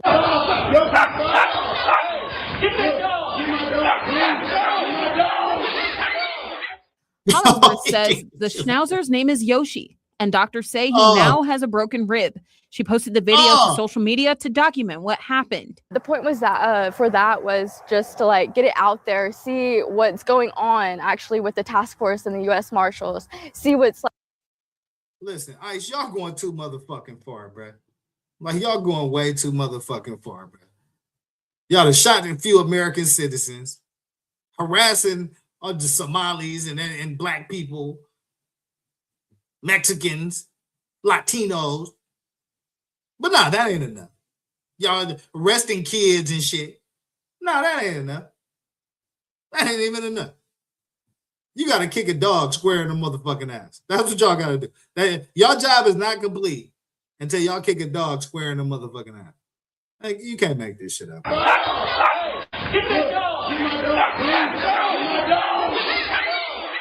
Hollingsworth says the Schnauzer's name is Yoshi, and doctors say he now has a broken rib. She posted the video to social media to document what happened. The point was that for that was just to like get it out there, see what's going on actually with the task force and the U.S. Marshals, see what they're actually doing and like what's going on, like how they're kicking dogs square in the motherfucking ass, lady. It's your dog. That's what they doing. They get the mother, bro. Get Peter on this shit. Where is Peter? Where the fuck is Peter when you need him, bro? Free animals in a sense, like a little dog, like a little ankle biter. Like he had big old boots on. What was he going to do? Like literally nothing. There was no point in that. As for Henderson, Fox 13 Investigates found he is on probation for a drug charge from last year here in West Tennessee.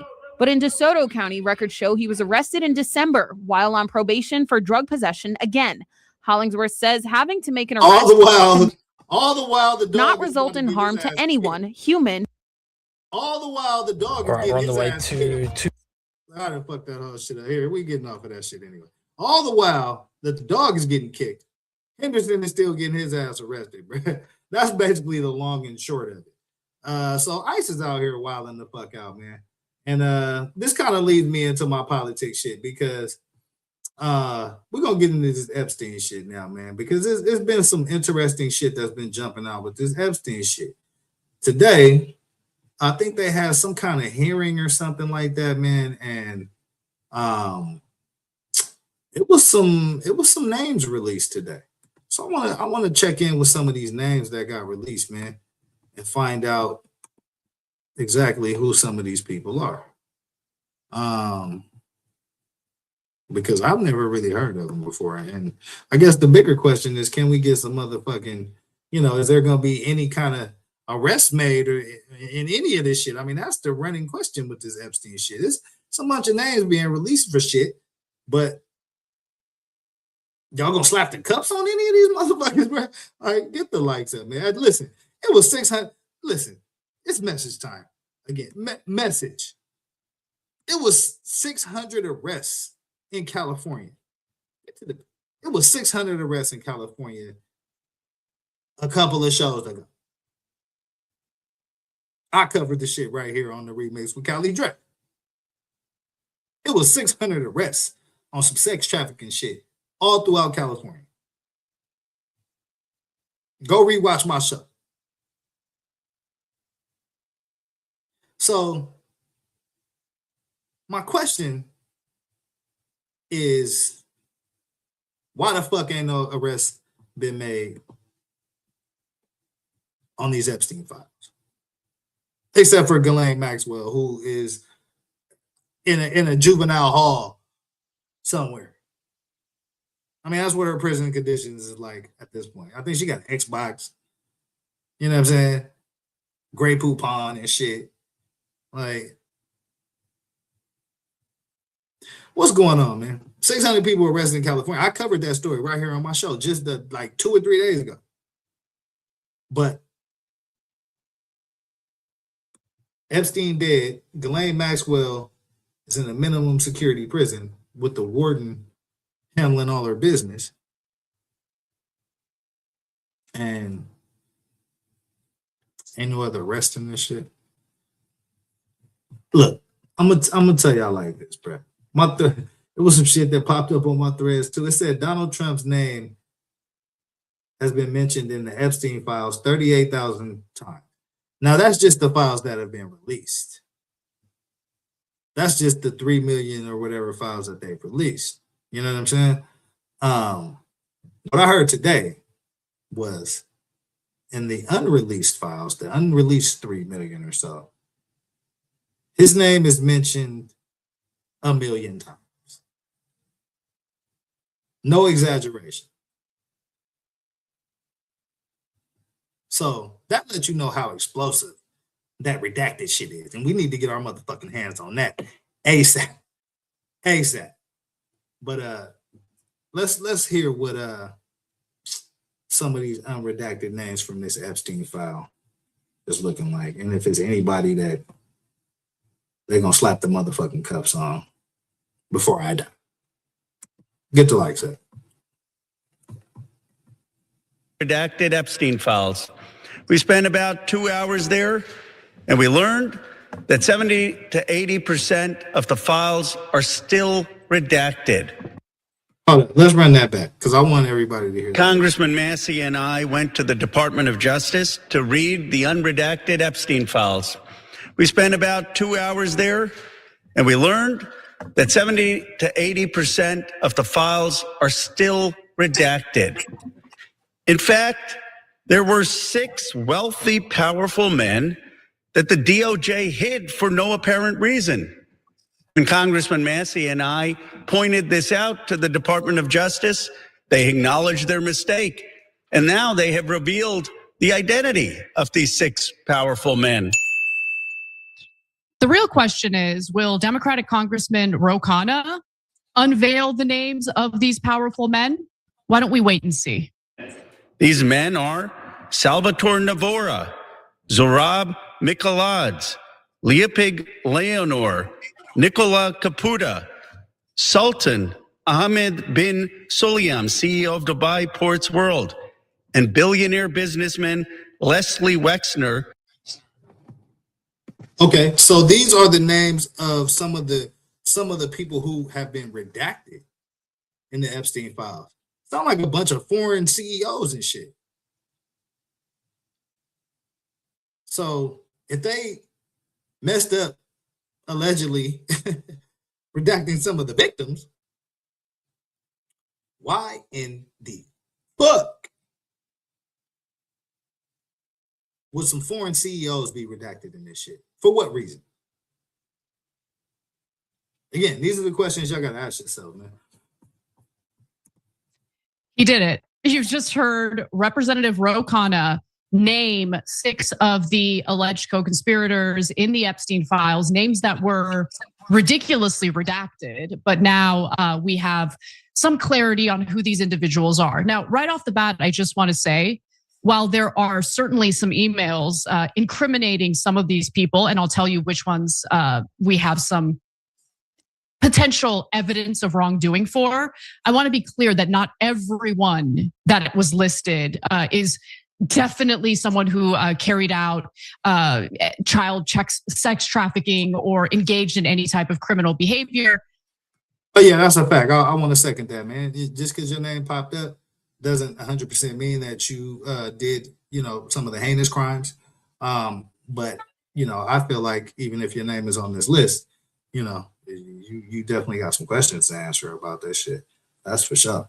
It's important to actually investigate this appropriately. And if there is evidence, bring them to trial and ensure that there are real consequences for it. So let's talk about the names that were just listed right now. So there is little to no information on two of the individuals. So I'm not going to be able to talk about them at length at all.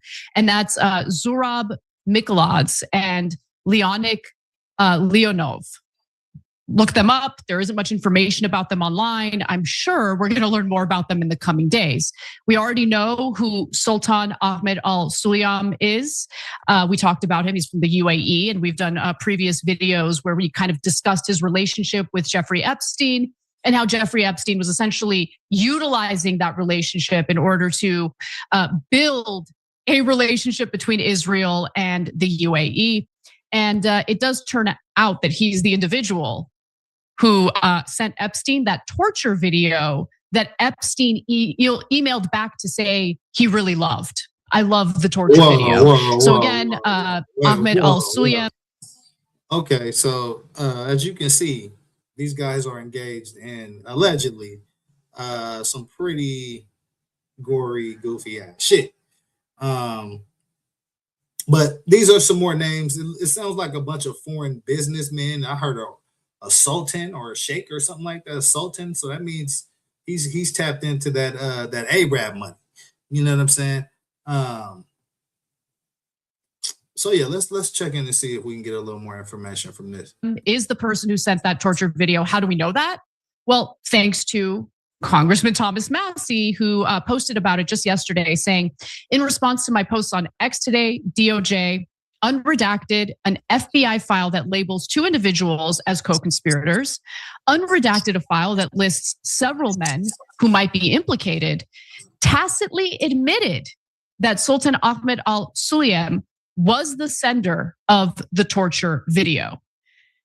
Now, he's not an American citizen, so in terms of justice being served, when it comes to the Sultan, I don't think that we can expect much here in the United States. But when it comes to American citizens who have been wrapped up in this case, who have been listed as co-conspirators in the documents, but have never been tried or never stood trial for these alleged crimes, I think that the time has come.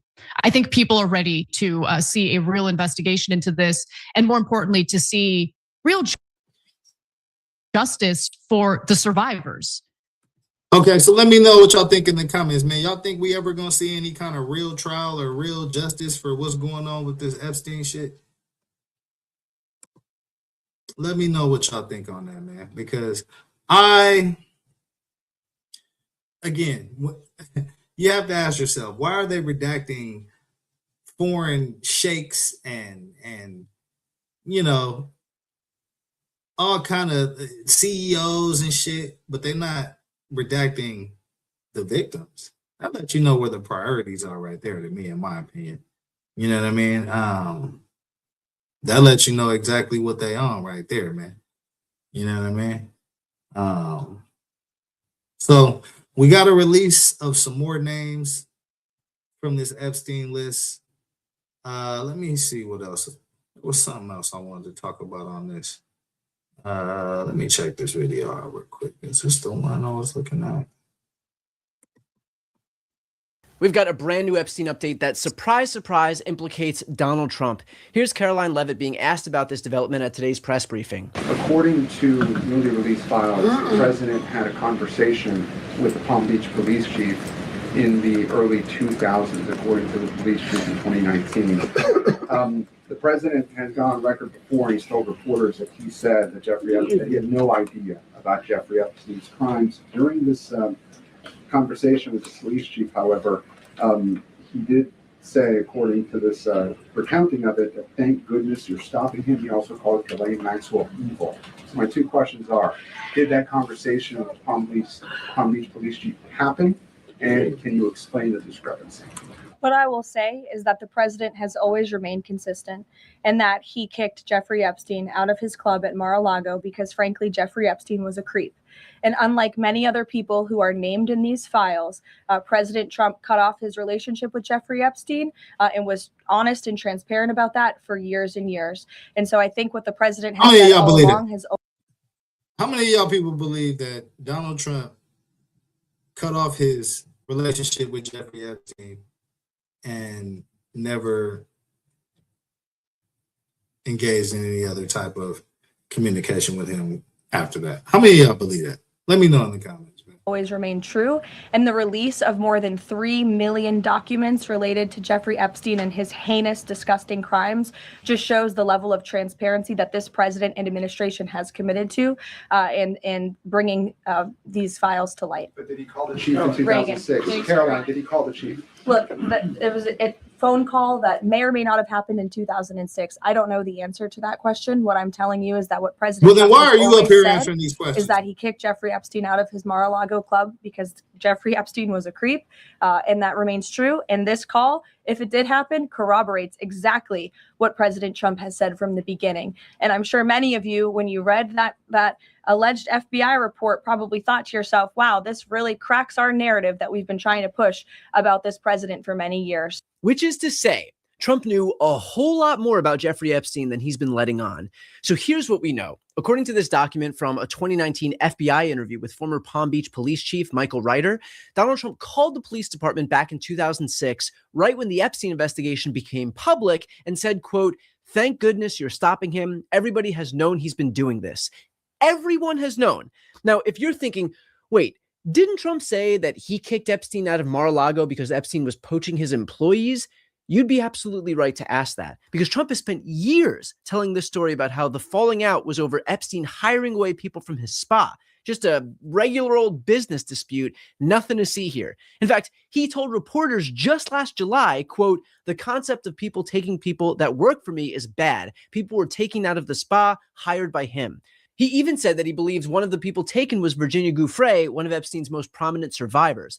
But according to this FBI document, Trump told the police chief that people in New York knew Epstein was disgusting, that Ghislaine Maxwell was Epstein's operative and evil, and that he once got the hell out of there when he was around Epstein and teenagers were present. So which is it? Because those... Yeah, which is it? Because those stories most definitely don't fucking line up, bruh. Either you knew or you didn't know, bruh. And so, again, we have the release of some names from the Epstein files, a bunch of foreign sheiks and sultans, and I think there's one guy who actually was an American citizen, but so we had the names released. And now it seems that they've caught Donald Trump in a bit of a, a lie, I guess I'll say. I mean, because up to this point, he's been saying he cut off relationship with Epstein, and he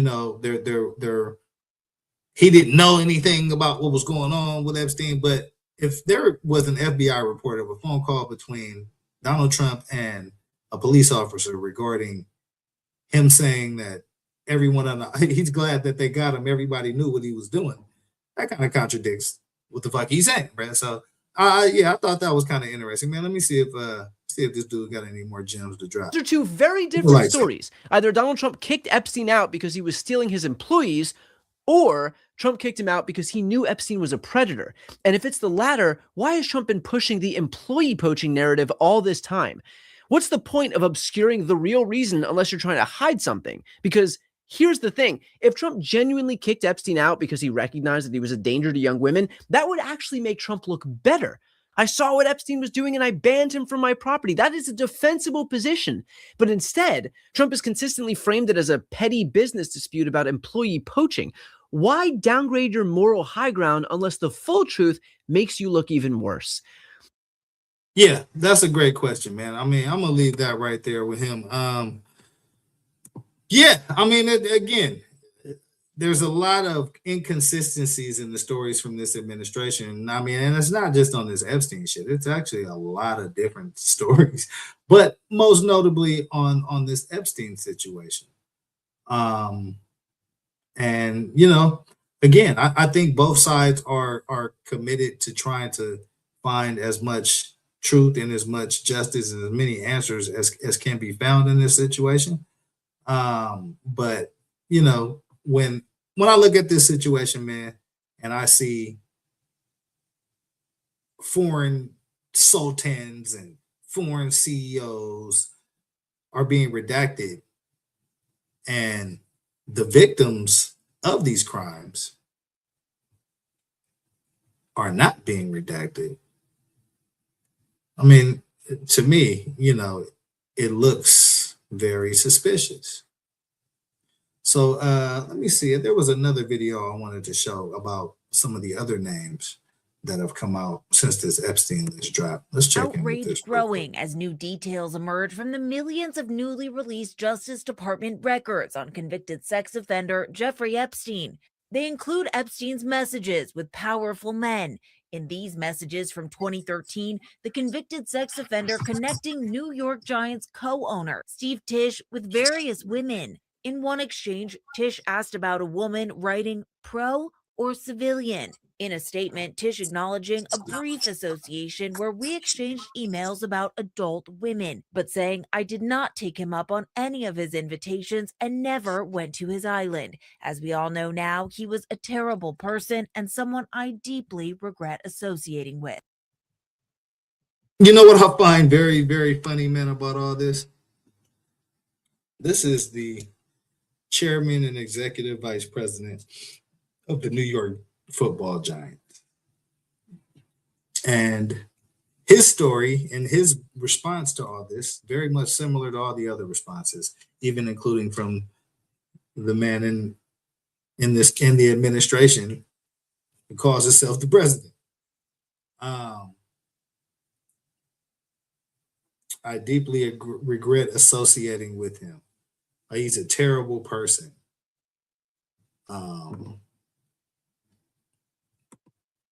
You know, I mean, I did not take him up on any of his invitations. I never went to the island. Brief association, right? When I tell y'all words matter, this is why. Because I can tell when somebody feed me a bunch of bullshit, basically, just by the words they use and how they're, you know, how they craft their statement. You know what I'm saying? And all these statements sound the same, like some PR spin cleanup machine, you know, is writing all this shit. And so, you know, you got to be careful, man. There's a lot of powerful people that are being affected by this Epstein list. And this is, as long as people continue to want to know and they continue to push for all of the information, I think we're going to start hearing from a lot more from the victims. They you know, wrote kind of the congressman who we just listened to was talking about bringing the victims up to Capitol Hill and having them testify. And I think that is a smart idea for the Democrats if they really want to keep the pressure on this situation, because as you can see, the administration is going to heavy lengths to redact CEOs and foreign CEOs and sultans, foreign sultans, but the victims are not getting that same level of grace, right? And the people are not getting the information that they are legally required to have, which is all of the documents. And there was I've heard conflicting information on if there was a criteria for redaction or not, or are they just stunting and trying to redact all this shit? But for the most part, from my understanding, there's a limited scope for redactions, and they're way over that scope for all the shit that they're redacting. Like I told you, there's probably about 3 million documents that have not come out. They say it's about 3.5 million that have come out. There's another 3 million that have not come out, and on those documents,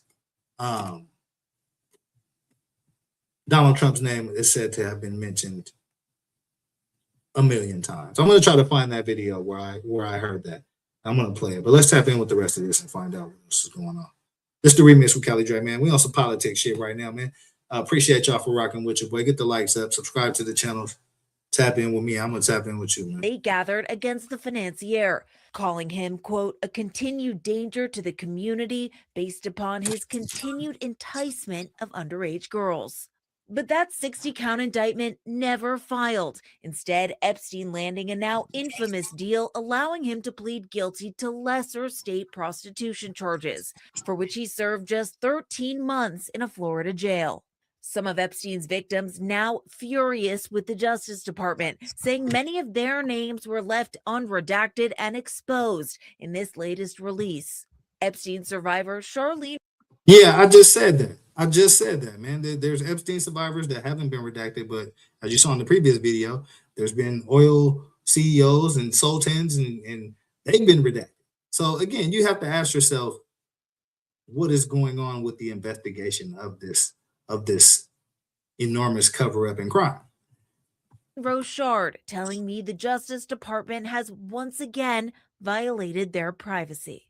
I have seen things that relate to me, and people I know have not been redacted at all. Their full names are out there, and especially Jane Doe's are fully out there. And they asked especially that their names are redacted, and they're just not. Now, the Justice Department said they did work with victims for those redactions and are encouraging them to reach out if they have any concerns. But lawmakers have questions, too, including the bipartisan pair who spearheaded this effort to release the files in the first place.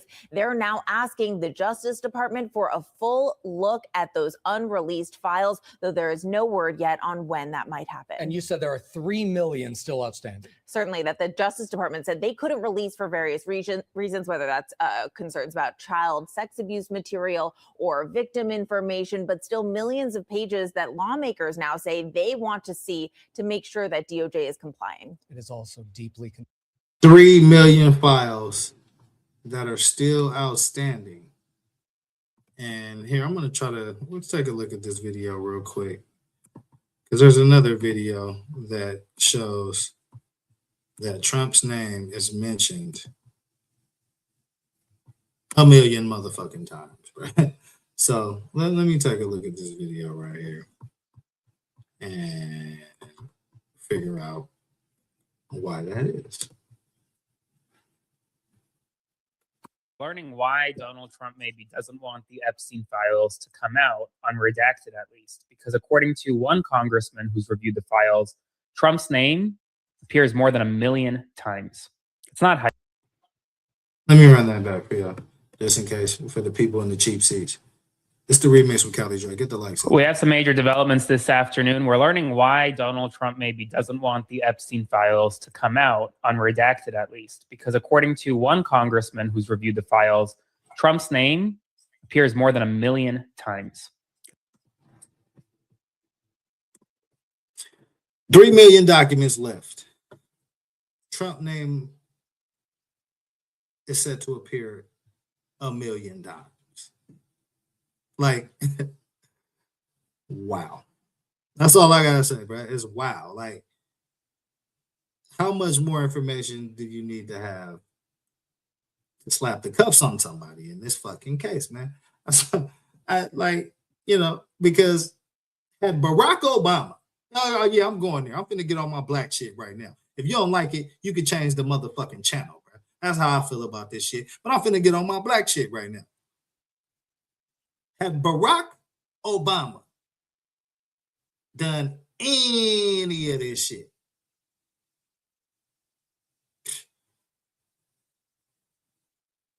he'd be in the Barack Obama cell of the Barack Obama jail making license plates with Barack Obama on the back of it. And that's a fact, bro. And so why is that not happening in this situation?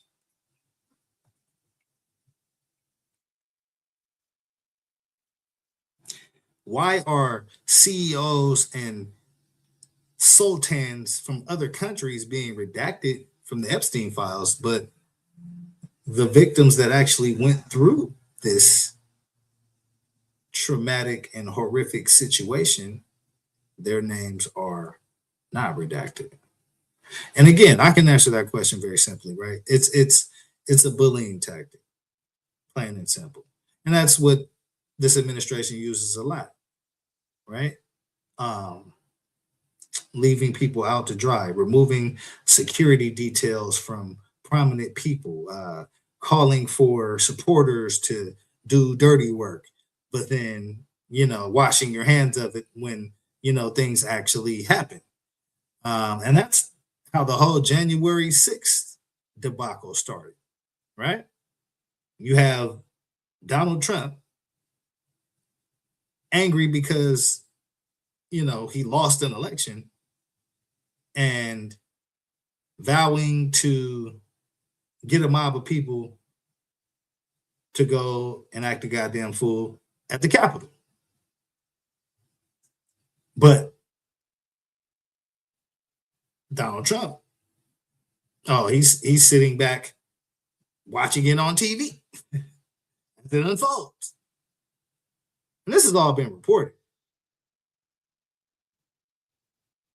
So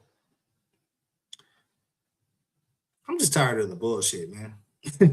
Plain and simple. I'm just tired of the bullshit. I'm not stupid. Here, I'm gonna look right at the camera when I said this, right? I'm not fucking stupid. And I'm tired of the bullshit. Donald Trump's name appears on the Epstein files 1 million times. And that's the unredacted. That's the redacted 3 million that they haven't released yet. So, again, man, if you're tired of the bullshit, like I'm tired of the bullshit, support this motherfucking channel so we can grow and we can get this message out there that we're not stupid and we're not fucking around, man. Because that's what it's all about, bro. You know what I mean? These politicians, they work for us. We don't work for them. And that's where people get it twisted. You know what I mean? And I just have a keen understanding of what politics is all about. You know what I'm saying? They work for us. We don't work for them. So do the things that are in the best interest of the people of this nation, not the foreign sheiks and sultans and CEOs over there. It's not hyperbole. That's a direct quote from Congressman Jamie Raskin from Maryland, the chairman of the House Judiciary Committee, who has had access to the unredacted files, as all members of Congress have. He searched the last name Trump in the files, popped up over 1 million mentions in the unredacted files. Now, these files are semi-redacted. I wouldn't even say unredacted because, as Congressman Ro Khanna tells me today, the DOJ received files that were already scrubbed and redacted by the FBI. And while a lot of people want names being named on the House floor, and today, Congressman Ro Khanna named 6 of them. A major development. Make sure to like, comment, share, and subscribe. The more you like, yeah, he most definitely did. Hey, listen. All the motherfuckers talking about Democrats ain't doing shit. Hey, listen, a Democratic congressman got his ass out there and named 6 more people on his Epstein list. And so, shit. One for the Democrats, I suppose. But as y'all can see, man, like, this shit is deep. And a lot of things that I'm gonna cover on this show is pretty deep. You know what I'm saying? So if you're not a deep thinker, if you're incapable of chewing bubble gum and walking at the same goddamn time, this probably ain't the show or the platform for you. But I'm gonna keep it real because, I'm always striving to have a greater understanding and more information and presenting that to everybody, bro. Like, even when I ain't on this show, you know what I mean? All this shit that I'm talking about, a lot of this shit me and my homies be chopping it up about, or you know what I mean? So the conversation, from me, continues to spread everywhere I go because I believe good information leads to good decision making, man, at the end of the day. And so now you have it. Trump name been mentioned 1 million more times in the Epstein files that we haven't seen. You know what I'm saying? And we'll see where this shit go, man. Like I really have no clue as to where all this shit is going. But it seems like the people are not letting up on this Epstein shit, as they shouldn't. And as long as that's the case, man, I think that we'll continue to get answers. They have also, like I said, they're gonna Ro Khanna mentioned that he's gonna start putting the Epstein victims he's going to start asking them to come and testify. And so we got to be on the lookout for that as well. I think that's going to be very, very important, man. Is there anything else I want to cover on this Epstein shit? Yeah, actually, there is one more thing. So check this out, man. Howard Lutnick. That's a name that you guys probably heard on my previous show because I mentioned this on my previous show. And if you've been tapped in with the remix with Kelly Drake, you already know. You know what I'm saying? But Howard Lutnick, man, is the Commerce Secretary right now. Commerce Secretary is in charge of minority business disenfranchisement. You know what I mean? He's in charge of trade, in charge of I think exports or some shit like that. I mean, I looked it up. Go look back a couple shows. I read the whole damn list of what he do. But the thing that stuck out to me was the minority business and disenfranchisement. You know what I mean? And so he as well has showed up in these Epstein files. He as well has told some interesting stories. I mean, he was Epstein's neighbor. And so they've been grilling his motherfucking ass, man. And so I want to take a little look at that and check in with this story right here, man. This is the remix with Kelly Drake, man. Subscribe to the channels. I'm on YouTube, Twitch, Instagram, TikTok. You know what I mean? TikTok, MAGA Mongrels. Yeah, listen. Yeah. I'll be on y'all motherfucking ass, man. So as I edit these videos, I'm on y'all ass, man. But yeah, man, this Epstein shit. I honestly didn't think this Epstein shit was going to be as explosive as it has been, right? Because I felt like of all the shit that this administration and this, guy that calls himself the president, all the shit that he's done, like I was blindsided by, how this has affected the people of this country, because the people of this country want answers about this Epstein shit. Are we gonna get justice? Who knows? But at least we getting answers, man. We got some more names that came out today. We found out that Trump's name appears over a million more times based on a search that they did on the redacted documents that are unreleased. His name appears a million more times. I believe the count right now is 38,000 on the stuff that has been released. So think about that. Put that in context. You know what I'm saying? 38,000 times on the 3.5 million that they have released so far. A million times his name comes up on the redacted 3 million documents that they haven't released. That lets you know those are the documents we need the motherfucking tea, bro. Straight up. You know what I mean? That's just what it is. Because those are the documents that are going to detail everything that, that has been alleged more than likely by these victims. You know what I'm saying? Yeah, I wanted to get into this Howard Lutnick video real quick.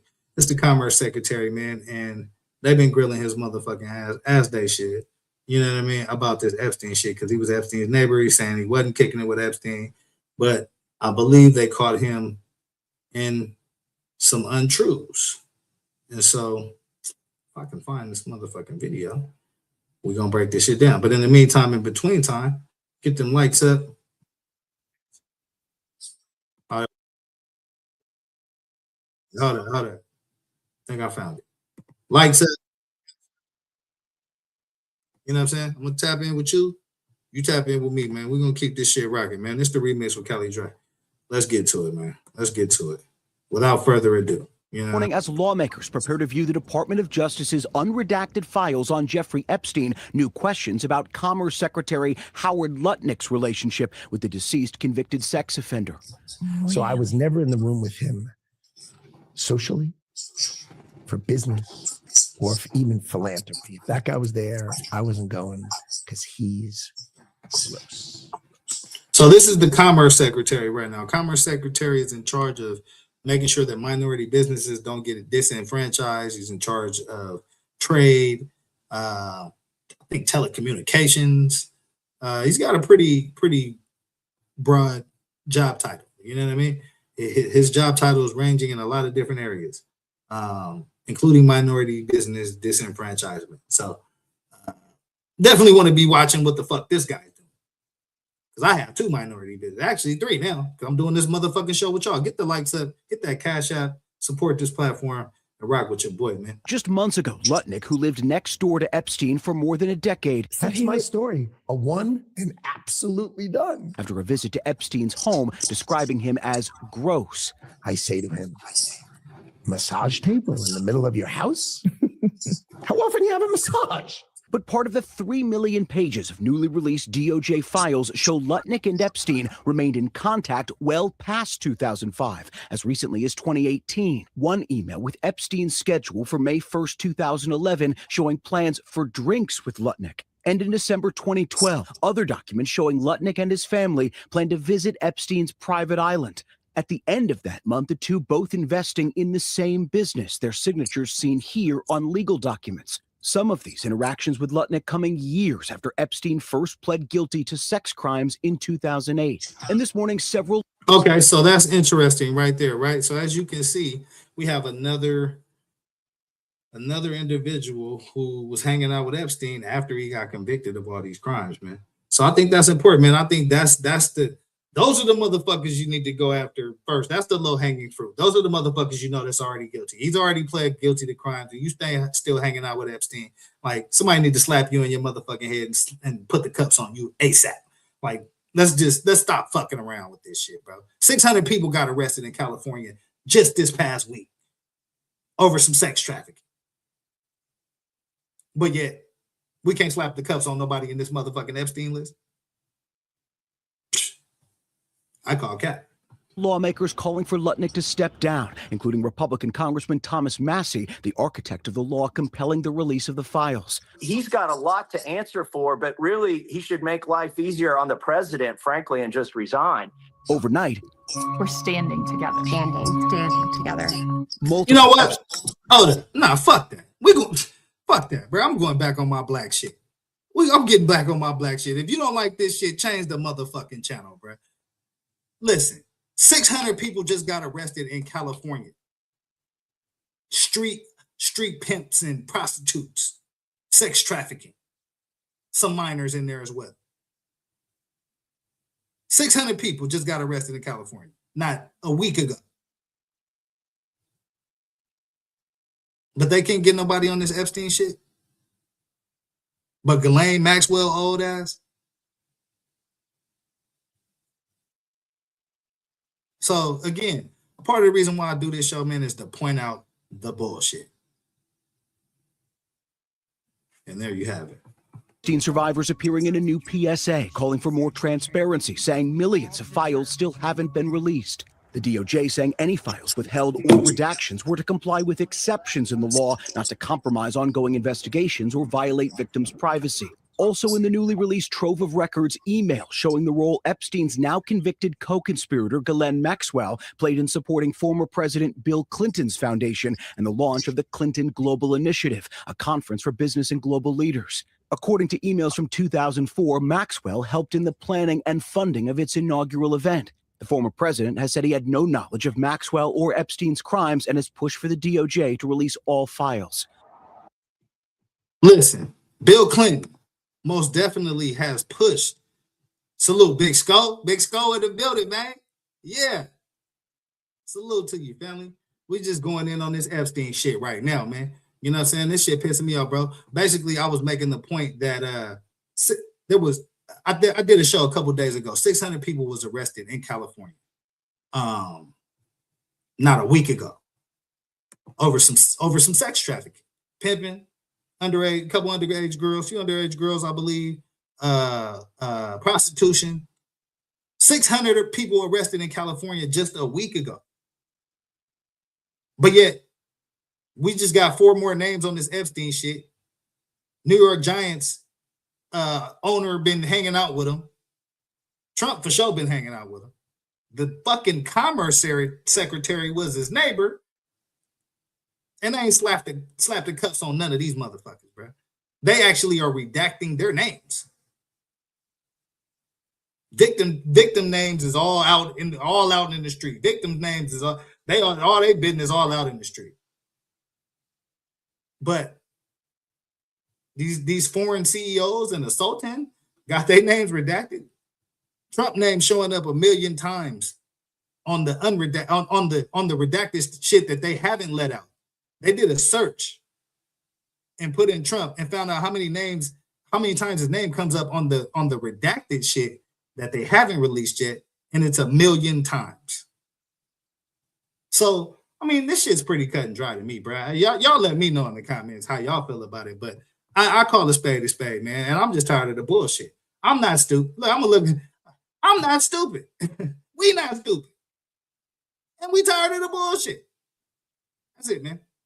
Investigations or violate victims' privacy. Also in the newly released trove of records, email showing the role Epstein's now convicted co-conspirator Ghislaine Maxwell played in supporting former President Bill Clinton's foundation and the launch of the Clinton Global Initiative, a conference for business and global leaders. According to emails from 2004, Maxwell helped in the planning and funding of its inaugural event. The former president has said he had no knowledge of Maxwell or Epstein's crimes and has pushed for the DOJ to release all files. In a statement to ABC News, Secretary Lutnick's office maintaining that he had, quote, very limited interactions with Epstein. Meantime, up here on Capitol Hill today, Ghislaine Maxwell will testify virtually from prison behind closed doors, not in a public setting, to the House Oversight Committee. Members of... Yeah. All right. All right. That's where I'm at with all that shit, man. And I was going to do some other shit, but this shit right here just kind of pissed me off, bro. I just did a show the other day with 600 people, local street hustlers and pimps and prostitutes got arrested for this same shit.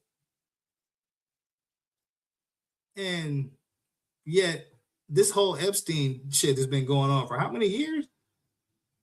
So it just don't add up to me, man. And when shit don't add up to me, you know, you gotta make it make sense, man. You gotta make it make sense. Is there anything else I wanted to cover on this shit, man? I'm pretty much kind of pissed off about this whole Epstein shit, bro. On the real, bro. Like, because look, I'm trying to tell y'all, bro. I'll be in the streets of California, man. I'm on the streets doing my thing. I've been one corner, police got some motherfuckers jammed up.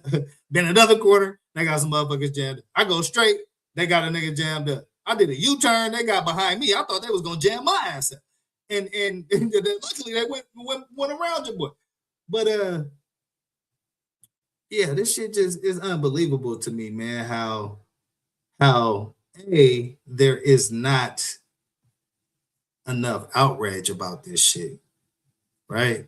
And B, to me, like, I just feel like, man, when somebody gonna go down for this shit? Like, when is somebody really gonna go? I'm hearing a lot of names and shit, but like, when is anybody gonna go down for this shit, bro?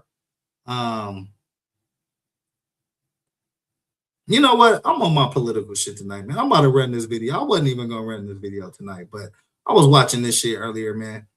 Y'all rock with it. If y'all feel it, then that's cool. If y'all don't, I really don't give a fuck. Get the likes up. That's where I'm at tonight. Nigga been sipping, and this Epstein shit got me pissed off. So I'm finna run this video, man, because I was watching it earlier, and it really gave me some insight on a few different things, man. And I'm gonna try to break it down as the video unfolds. Let me see if this shit play. Hold on. Is that it?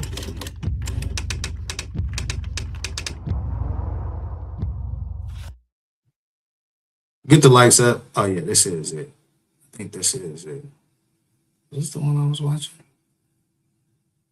Yeah. Here, let's check in with a little bit of this, man. So I was doing some research today, man, on politics, doing my trying to get ready for this show and just looking up a bunch of different shit. And I came across this video about Fred Hampton. So if you guys don't know who Fred Hampton is, he was one of the chairs of the Black Panther Party. And it was Huey P. Newton, dude by the name of Seal that started it, but Fred Hampton was gunned down by the police. And once I got into this video, man, it just was a lot of parallels to the shit that be going on today, bro. And so, yeah, I want to watch a little bit of this, man. I ain't gonna get too deep into this shit tonight, but this actually was a good video, man. I started watching it, and then I was like, damn, I gotta get ready for this show. But I want to show y'all a little bit of this shit, man, so y'all can know who Fred Hampton is, and if y'all don't know, you know what I mean? Very, very influential brother, and did a lot for the movement, man, before he lost his life. This is the remix with Cali Dre, man. I appreciate y'all for rocking with your boy. I'm gonna dip into a little bit of history lesson for y'all, and before I get the fuck out of here. Fred Hampton, let's see what he was all about, man.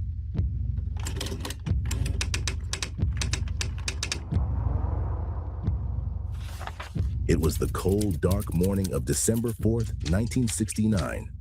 All was quiet in the Chicago apartment of a young Fred Hampton, the deputy chairman of the Black Panther Party for self-defense. This would all change, however, in the middle of the night when, at 4:30 a.m., police bust down the door, charging into the Hampton residence and firing over 90 shots indiscriminately through the walls and hallways.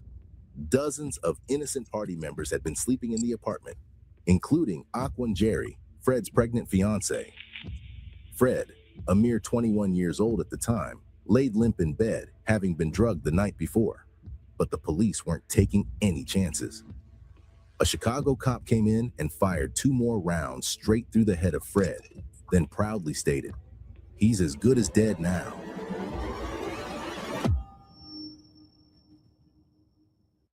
So this is Fred Hampton, man, vice chair of the Black Panther Party, was viciously killed by white officers in Chicago, shot over 90 times, pregnant girlfriend, as well as other Black Panther members were in the apartment when the police came in blazing. There was no court case or trial against the inhumane actions of the officers. Only the cold taste of so-called American justice. To white America, Fred Hampton and the Black Panther Party represented a threat to stability and comfort. A radical new ideology threatening white power and authority. These scenes of violence and police brutality weren't all that surprising to the Black community, but what made this event so much more unsettling was the insidious organization behind it all. Plotting the murder of innocent young Black men who fought to free the Black community from the chains of oppression. Just how deep does the rabbit hole go? The Black Panthers' rise to power was not one of pure coincidence. A quick look at the socio-political climate in 1960s America revealed that the chains of injustice and oppression that had shackled the Black community for decades were still very present. Despite the dismantlement of many Jim Crow-era policies in America, Black people were still treated by many as lesser citizens. In the North, much of the Black population was concentrated in poor neighborhoods with high unemployment, with racist districting preventing the spread of Black people into more affluent neighborhoods.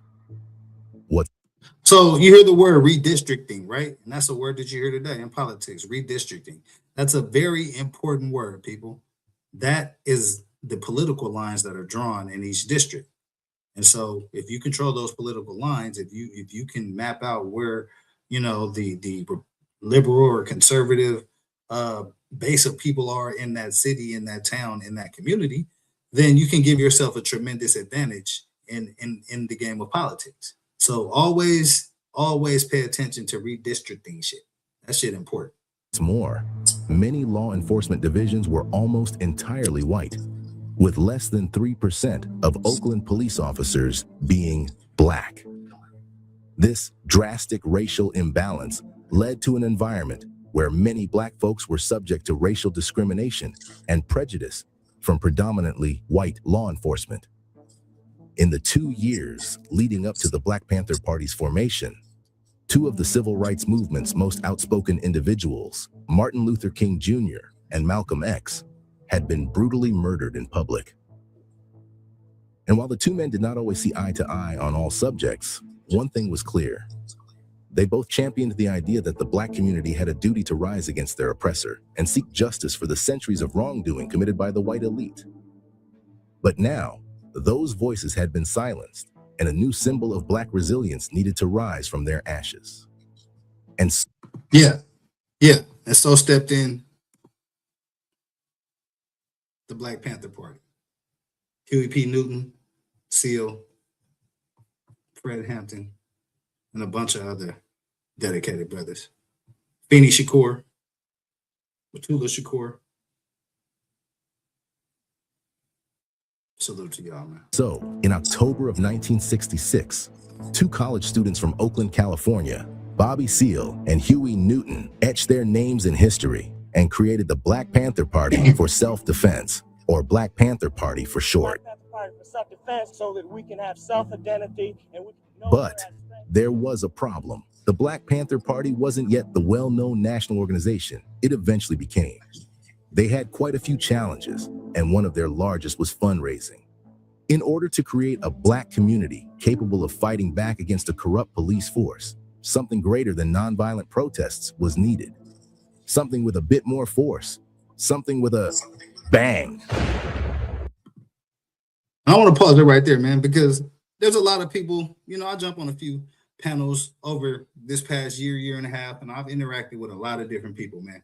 And, I've tried to take something away from all those interactions that's meaningful to give me a observation as to where we are in this country, you know what I'm saying, and where people at. And so in doing that, I found that there are a fair amount of people that are most definitely ready for the action and on some revolutionary type shit. You know what I'm saying? I'm not quite there yet. I'm with it. I'm all the way with it. Don't get it fucked up. Like, you know what I'm saying? But I don't think we are there yet. And that's the message I try to tell people that's on that right now. Like I think there's still some political wins and gains we can make. I think there's still some alliances that we can make and some more chess moves we can play. In order to get to our ultimate goal. You know what I mean? I'm not one that believes that, we need to get on that tip right now.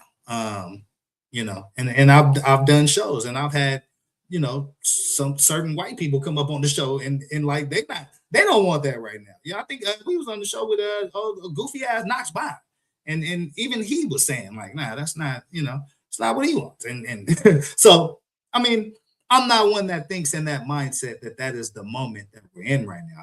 I think we can still chess move our way to where we're trying to go and alliance and network our way and vote our way to where we're trying to go.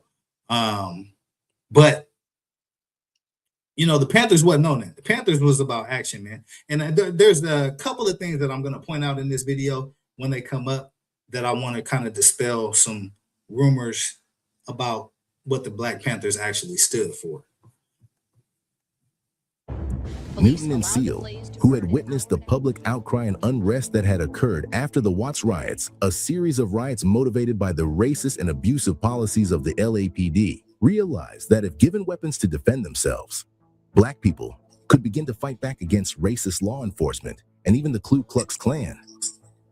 Seal and Newton, in an effort to raise money for more firearms, soon began to buy large quantities of Mao Zedong's Little Red Book and sell them to leftists across California campuses for triple the price.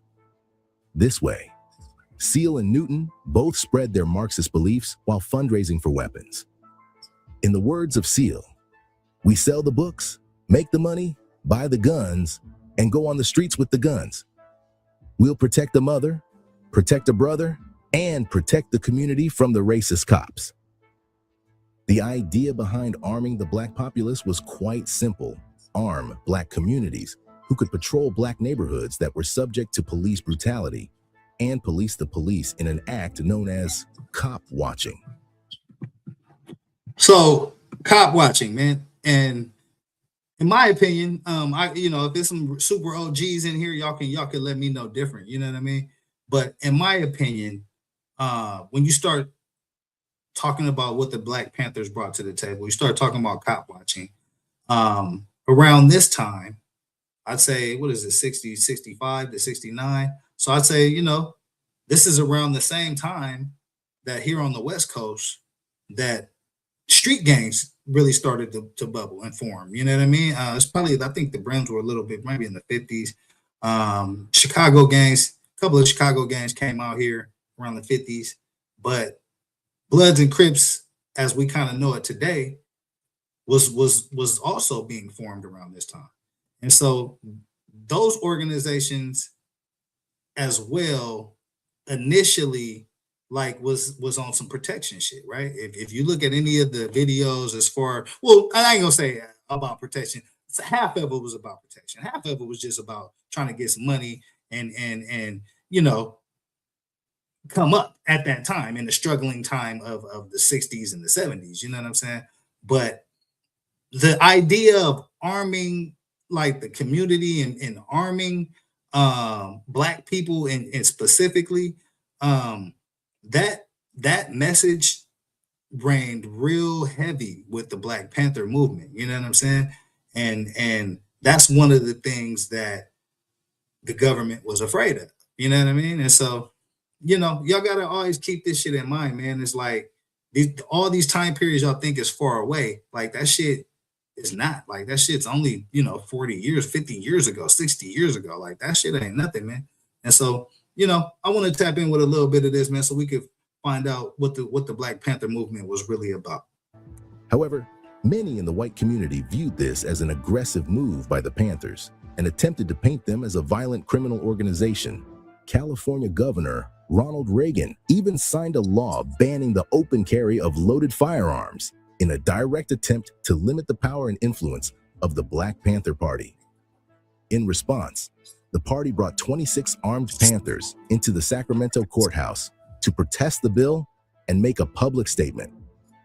Black people have begged, prayed, petitioned, demonstrated, and everything else to get the racist power structure of America to right the wrongs which have historically been perpetuated against Black people. The time has come for Black people to arm themselves against this terror before it is too late. In response, California law enforcement arrested Seal and 5 others, but the Panthers had already got their message out. By the time of their indictment, news had spread far and wide of the party and their mission, and soon party leaders such as Bobby Seale, Eldridge Cleaver, and Huey Newton were being invited to speak everywhere on the newfound ideas of the Black Panther Party. Much of the idealistic backdrop behind the party's principles was revolutionary at its core, aiming to challenge decades of oppression and deliver rightful compensation for the suffering of millions of African Americans during slavery. Seale and Newton expressed this in their 10-point program, a set of guidelines written to provide party followers with an understanding of the mission behind the Black Panther Party. Okay, so here's where I kind of want to pause the video, right? So I want to look at some of these. This is the Black Panther movement, I guess their mission statement, I guess I would call it. Let's see, we want land, bread, housing, education, clothing, justice, peace, and people's community control of modern technology. We want freedom for all. Interesting. We want freedom for all Black and oppressed people now held in the U.S. federal, state, county, city, military prisons, and jails. We want trials by a jury of our peers for all persons charged with 10 crimes under the laws of this country. We want an immediate end to all wars and aggression. We want an immediate end to police brutality and the murder of Black people and other people of color, all oppressed people inside the United States. Okay, so number 7 is the one I want to pay attention to, right? Because when people speak about the Black Panther Party, they all, it's a common misunderstanding that the Black Panther Party was just strictly for the rights of Black people. And they were primarily for the rights of Black people, for sure. But the Black Panther Party also wanted to see all people of color not be oppressed. You know what I'm saying? And so I think that gets lost in the history of what the Black Panther Party stood for. But the Black Panther Party wasn't just about the oppression of Black people. They were about, against they weren't against they were against the oppression of Black people, but also the oppression of all other people of color as well. You know what I mean? So I think that's just important to highlight. Some of the more prominent points included, Here, let me see. Hold on. What's another one here? What's number 6? We want a completely free healthcare for all Black people and oppressed people. We want decent education for old people that can explore the true natures of the dichotomy of America. The descendants of America. Okay. We want education that, okay, so I mean, looks like they just want some basic rights, man. We want to make decent housing fit for all human beings. Immediate end to police brutality and the murder of Black people and all other people of color. Completely free health care for all Black and oppressed people. Full employment and housing for Black communities. So what is number 1? See, we want freedom. We want power to determine the destiny of our Black oppressed communities. We want full employment for our people. We want an end to the robbery by the capitalism of our Black and oppressed communities. We want decent housing fit for the shelter of human beings. We want decent housing fit for the shelter of human beings. Sounds like they just wanted basic human dignity and support for Black people and oppressed people and people of color. To me. Teaching education that exposes the true nature of decadent white America. These principles would help inspire the creation of the Black Panther Party's famous free meal and education programs, which saw great success in inner city communities across the country. Right. So like the free lunch programs, you know what I mean? That was all inspired by the Black Panther Party. I mean, there was lunches in school, but I believe that like the morning, I think they did like a morning breakfast. They did free lunches for people who didn't qualify for those programs. And so salute to these guys for that, man. Started in January 1969, the Free Breakfast for Children program fed over 20,000 children in 1969 alone. I want to run that back so we can highlight the great work that the Black Panther Party did for the community. Education programs, which saw great success in inner city communities across the country. Started in January 1969, the Free Breakfast for Children program fed over 20,000 children in 1969 alone. And the rampant success of these programs led to over 36 free breakfast programs being run nationwide. During these free breakfasts, party members and volunteers would help educate the children on anti-capitalism, Black pride, and the need for self-sufficiency within Black communities.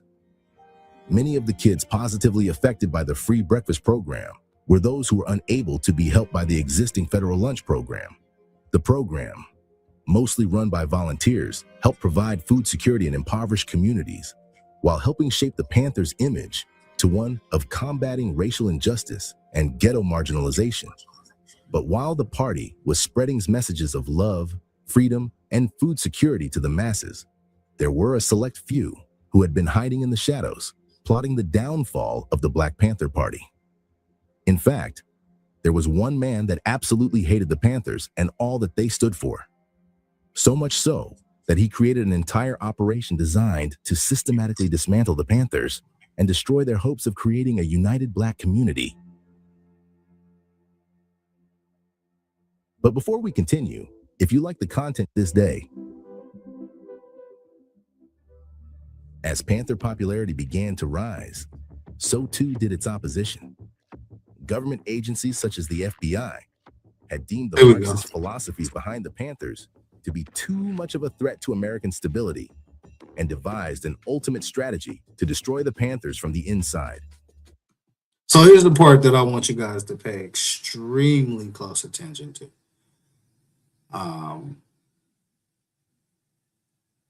Because this is very important and very relevant to the things that I see that's going on today, man. Even with even that's how I view the East Coast, West Coast situation, right? And I'm going to explain that after this segment right here. Named COINTELPRO Black Hate. This COINTELPRO Black Hate. For short term, COINTELPRO. This operation sought to neutralize black nationalist hate groups through a series of subversive and downright sinister measures like assassination and imprisonment. Wow. These are the actions of the government who is supposed to protect us? The FBI had sought to deepen divides between Malcolm X and the Nation of Islam, which ultimately led to his death, and had blackmailed MLK. Any group which sought to promote black suffrage or protest were targeted, and Dr. King specifically was sent a threatening piece of blackmail from the FBI to try and get him to end his own life. In the letter. Now let's pause it right there.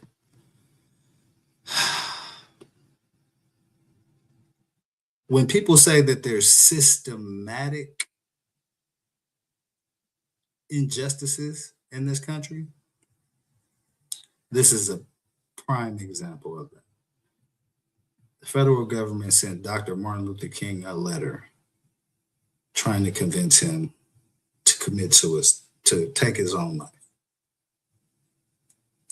The author calls Dr. King a evil, abnormal beast, telling him to off himself before your filthy, abnormal, fraudulent self is bared to the nation. These sort of malicious and racist acts didn't just stop with Dr. King, though. Elmer Pratt, a Black Panther Party leader, was falsely accused of murder and was imprisoned for 27 years before an FBI agent testified believing Pratt had been framed. 27 years. Can you imagine having your whole life stolen away simply because the government had lied? This is one of many examples that display the blatant abuse of power and lengths the FBI went through to subdue and sabotage Black people. Let's stop the video right there.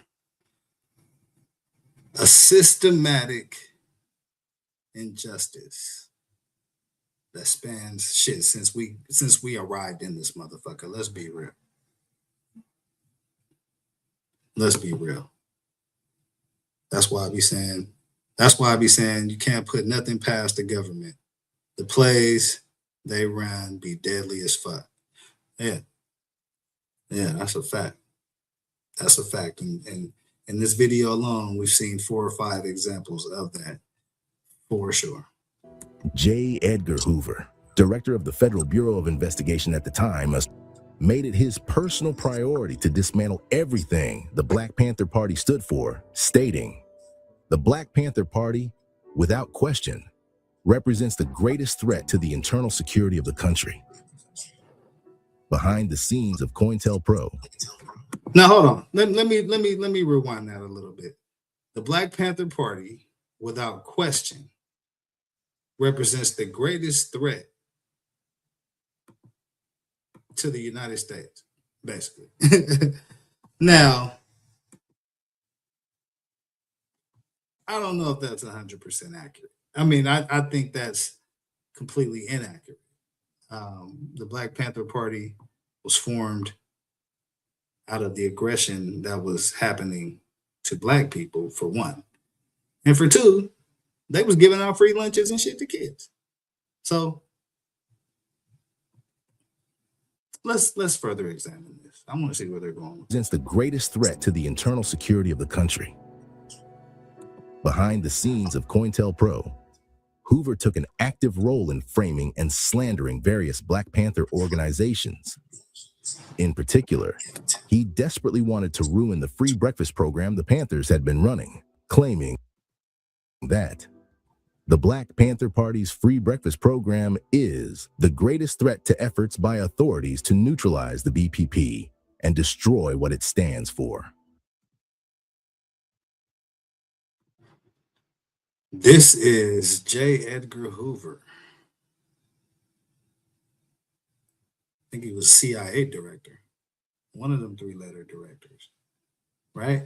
So when I tell y'all this shit be deep, and when I tell y'all that it's just a generation away, you know what I mean? Like, it is, man. Like I was growing up, right? I don't know. I've told you guys a few people on panels this shit. Y'all may be listening, y'all may not. But I had two grandmothers, man, that made it to live over 100 years. One 103, one like 104.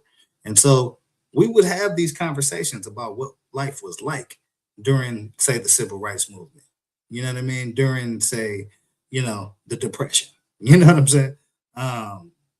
And this shit was real.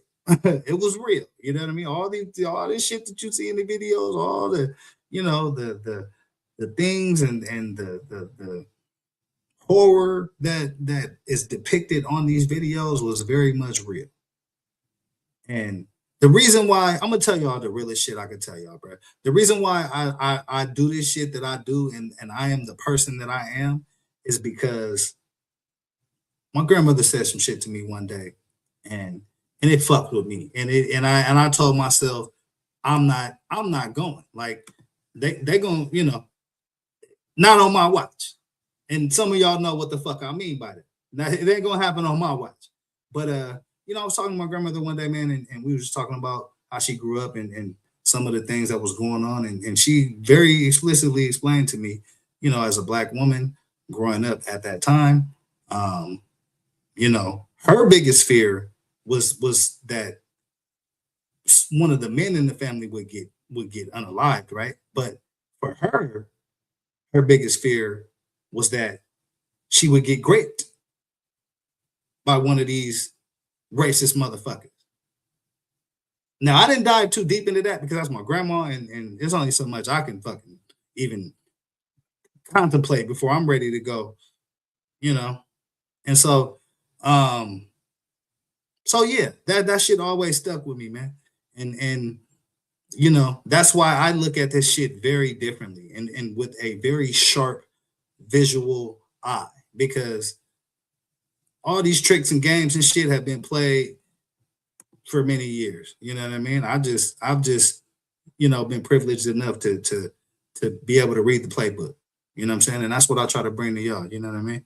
So support the channel, man. Subscribe to the channel. I appreciate y'all for rocking with your boy, man. I want to check in with a little bit more of this video. My uncle told me about growing up during Jim Crow. He's still fucked up about it. My great uncle. Yeah, most definitely, man. That was life. You know what I mean? That wasn't some shit you was, you just went on vacation to or some shit. Like that's what it was. And it wasn't no rescue. You got to save yourself. And so I see so many elements of that shit today. And that's trying to take us back to that make America great ass shit again today. What was great about this? The Black Panther Party was giving out free lunches to students. And this right here says the Black Panther Party's free lunch program is the greatest threat to efforts by authorities to neutralize the Black Panther Party and destroy what it stands for. And we just read what it stood for. I mean, it was basically mostly about decent living conditions and getting the police up off their ass. And some opportunity, kick a nigga some opportunities. Yeah.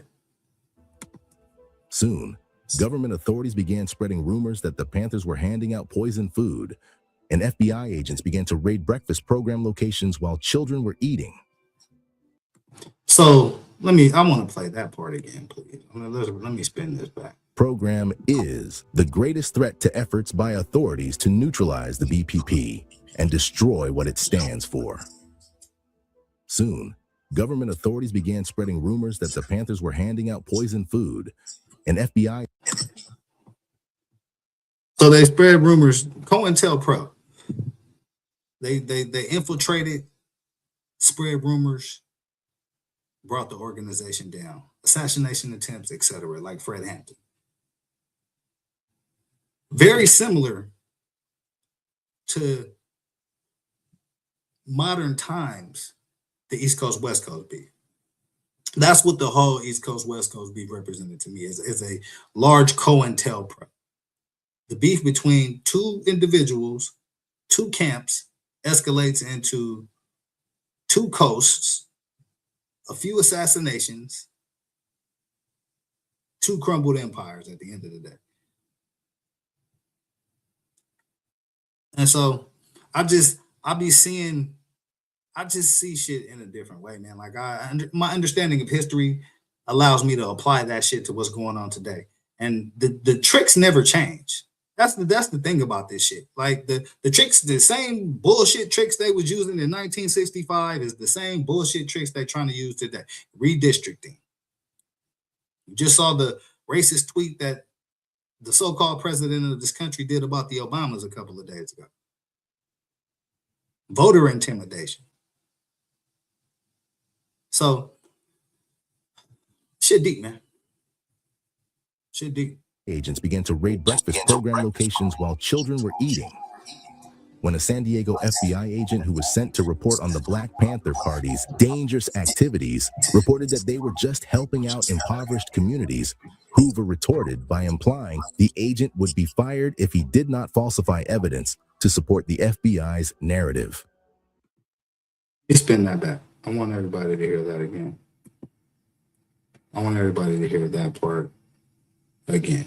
First, they spreading rumors about the Black Panthers are poisoning the food that they're giving to the kids. And then this happens. And FBI agents began to raid breakfast program locations while children were eating. When a San Diego FBI agent who was sent to report on the Black Panther Party's dangerous activities reported that they were just helping out impoverished communities, Hoover retorted by implying the agent would be fired if he did not falsify evidence to support the FBI's narrative. Yeah, you'll be fired if you don't lie on the Black Panther Party. You'll be fired if you don't bow down to the system. Does that sound familiar to anybody? I mean, we got a fucking president who made his goddamn living off of a catchphrase called "You're fired." So I just be trying to put this shit. I just be trying to do the math so y'all can do the math for yourself, man. You know what I'm saying?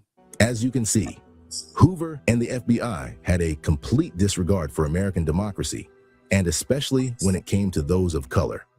His immense fear of the Black population was driven not out of legitimate concern of terrorist organizations, but out of a relentless hatred towards minority groups who represented a threat to white America's segregationist society. Hoover's goal with COINTELPRO was to completely dismantle the Black Power movement in order to prevent the rise of a messiah who could unify the Black nationalist movement. As it turns out, there was one man in particular who was making quite the stir in the Black community, using his charisma and charm to rally all those oppressed by the government to fervor. His name? Fred Hampton. From a young age, Fred Hampton had already begun work to revolutionize the working and living conditions for the Black community. In high school, Fred led walkouts protesting Black students' exclusion from the competition for homecoming queen and calling on education officials to hire more Black teachers and administrators.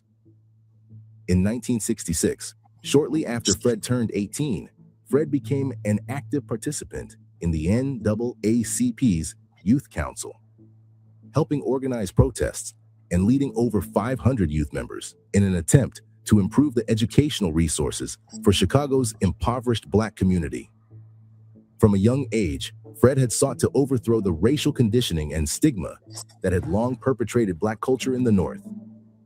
Many Black individuals at the time sought to distance themselves from their Black heritage in an attempt to whitewash themselves and assimilate into white society. But Fred was having none of it, stating, "We've got to face the fact that some people say you fight fire best with fire, but we say you put fire out best with water. We say you don't fight racism with racism.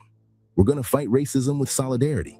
We say you don't fight capitalism with no Black capitalism. You fight capitalism with socialism." I think that's a pretty powerful statement overall, but I think there's a part of this statement that I think is very, very powerful. We're going to fight racism with solidarity. You don't fight racism with racism. I think that is very profound by Fred Hampton. And it's something that I also try to preach in this moment that we're in today. We got to make allies, man. We got to solidarity. We have to come together first, and then we have to make allies after we come together. But it's all one big coming together. You know what I'm saying? So that's how I look at it. It's not no more complicated to me than that. It's a matter of doing it, and we always talk about it, but we don't practice it. We don't act on it. We don't fucking do it. And that's my problem. It's my problem with every fucking body, bruh. You know what I'm saying? Like, I'm gonna just keep it real. Sometimes everybody just be pissing me the fuck off, bruh. And it's just from a like, damn, we done seen this movie before. We've experienced these things before. There's a blueprint on how to overcome these things, but nobody want to read the playbook. Nobody want to, you know what I mean? Follow the script, stick to the script. So I just want people to understand and have consciousness about their power, man. Your vote is your power, your dollar is your power, your voice is your power. You know what I'm saying? Your actions, your character is your power. You feel me? And we gotta take this solidarity thing serious, man. At this point, there's just too much goofy shit going on in the world, man. And we just gotta take this solidarity thing serious, man. My bad. Now sharp and shit, but I just felt like that shit needed to be said. You know what I'm saying? The masses to take action against government injustice, even across racial divides. In 1969, Hampton forged a coalition with the Young Lords, a predominantly Latino minority group who had campaigned for self-determination of Puerto Ricans and colonized Third World people. Soon after, organizations such as the American Indian Movement, as well as the Young Patriots Organization, joined in union with the Black Panthers in what became known as the Rainbow Coalition. Okay, let's spin that all the way back, because there's a lot of misconceptions and misunderstandings of how this history actually played out. And so I want to be very clear about this shit. And hopefully, people learn something and take away from this that solidarity and networking and key relationships is the key. Because as I always say, we took the brunt of the ass whooping, but we didn't do it by ourselves. I think it was a white president that signed the civil rights movement into law. And so, like, I just, I'm not one that cherry picks shit. I give credit where credit is due. No matter how big or small your role was, you pitched in and helped. You know what I'm saying? So that's important. You feel me? And if you do that, you get more people that want to help. You know what I'm saying? To take action against government injustice, even across racial divides. In 1969, Hampton forged a coalition with the Young Lords, a predominantly Latino minority group who had campaigned for self-determination of Puerto Ricans and colonized Third World people. Soon after, organizations such as the American Indian Movement, as well as the Young Patriots Organization, joined in union with the Black Panthers in what became known as the Rainbow Coalition. Hampton, who sought to forge an anti-racist, multiracial alliance, was the poster child for all who had felt wronged and discarded by America. The FBI, seeing this unity as a threat to their power, began to follow Fred's every move and had tapped several of his phone lines. In an attempt to silence Fred and the Panthers, the FBI orchestrated his arrest in 1968, where Fred was arrested on trumped-up charges from a year earlier in 1967. What were those charges? Being accused of assaulting an ice cream truck driver and stealing $71 of ice cream. Seriously? In addition to falsely incriminating Hampton, the FBI had begun to infiltrate the Black Panther Party with their own informants, including the one man who would ultimately be the demise of Fred Hampton, William O'Neill. Yeah, let's focus on this motherfucker right here. This despicable bitch ass motherfucker right here. William, it's a bunch of you William O'Neill ass motherfuckers out here in the world too, bro. And fuck y'all. I just felt like that needed to be said as well, bro. You see, what's interesting about William O'Neill was that despite being a black man present in Chicago during a time of great political change and revolution, O'Neill was apathetic towards it all. In his own words, I grew up in a middle-class neighborhood, and I had very little idea of the politics. I was apolitical. I knew nothing of the Black Panther Party. In fact, the day I joined, I was pretty sure it was just another gang. Well, as he quickly found out, the Panthers were much more than just any other gang.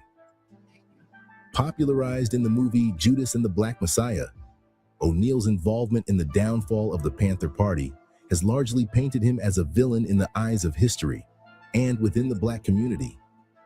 After having his role in the murder revealed in 1973, O'Neill entered witness protection from the FBI in order to safeguard him from those angry at his betrayal. Eventually, even he himself could not deal with the guilt. For the first and only time ever, O'Neill went on air in 1990 to speak about his role in the murder and betrayal of Fred Hampton. Take a look at the interview. The look on his face says it all. He was a top man in the state of Illinois at that time. What do you think about the Panthers at that time? It was William who had provided the FBI with a detailed layout of the Black Panther apartment. And it was William who had drugged Fred that night so he would be incapacitated and unable to fight back. Wow. And so, when the Chicago Police Department had busted down the door, they knew exactly where to go. Official reports of that night state that the Panthers had participated in a shootout with police officers, and that the murder of Fred Hampton wasn't premeditated, but detailed accounts from that night paint a different story. According to a ballistics report conducted in the days following the murder. Here, I'm gonna pause it right here real quick, man. Look at this though. 90 shots throughout Fred Hampton house. And this is what the fuck it looked like in the aftermath, bro. Damn. Rest in peace to that brother, man. Police entering the apartment had fired over 99 shots, with only one shot of gunfire returned by the Panthers.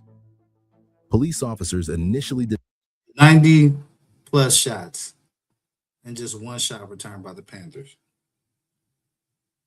Unbelievable. Denied entering into Hampton's bedroom and murdering him. But later, evidence was uncovered that Officer James Gloves Davis had fired a bullet from his carbine straight into the chest of Fred Hampton, contradicting his earlier testimony. As this news of Fred's death was relayed over the police radio, the downtown dispatcher reported hearing cheers from police cars scattered over the city.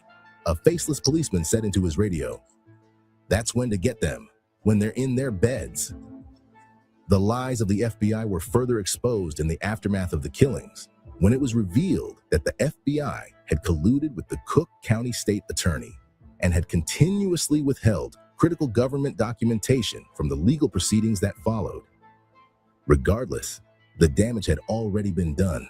Fred Hampton, once the charismatic and charming leader of the Illinois Black Panther Party, had been silenced by government forces. Along with Fred Hampton, many of the other leaders of the Black Panthers had either been arrested, fled the country due to false allegations, or been silenced by the FBI through various means. Young blacks quickly demonstrated that they were not willing to put themselves on the line for Panther ideals when the price was their lives. And so the Panther movement died and was buried. What followed the dissolution of the Black Panthers was nothing short of tragedy. But perhaps what is most tragic of all is that the ideals of the Panther Party that once held so much vibrancy, such power, faded away underneath the boot of American capitalism. Yeah, man, we're gonna stop it right there. I felt that was pretty powerful, man. And hopefully y'all did too. You feel me? I appreciate y'all for rocking with me, man. It's the remix with Cali Dre. Subscribe to the channel, man. Let me know what y'all think about the content we covered today. Let me know in the comments. TikTok MAGA Mind grows. Yeah, I'm gonna be ready for you motherfuckers too. You know what I'm saying? Please believe. You know what I mean? But yeah, I thought that was pretty powerful and gave some context to some of the things that, you know, we see today, man. But with that, I'm out this motherfucker, man. It's been a roller coaster of a night, and I hope y'all have fun. Hope y'all got something out of this night. Yeah, you know man. I appreciate y'all for tapping in with the channel, man, and supporting the platform, man. This the remix with Kelly Dre. Money on my mind, got my money in my mind, right? Money on my mind, got no time for that limelight. I'm from California, man, I guess we'll start with that. Banged out starter caps, glued to the cul-de-sac, looking like an artifact, trying to get their money back. Yellow jackets coming, mama about to have a heart attack. Southeast San Diego, we was at the heart of that. You moved about the hood, my nigga, you ain't want no part of that. Move to work and let the money drip the laundry, man. I pray to God the homie get his little daughter back. So many problems and it's not even a part of rap. So many suckers and they hating and they copycat. And life is bigger than these bitches that you hollered at. And if you bleed $1, better get $3 back. And all I'm giving is the facts. Pay attention to the stats and never making mention of the jacks. Gotta keep the money stacked, work your way through the traps. Money motivated to the max. Money on my mind, got my money in my mind, right? Money on my mind.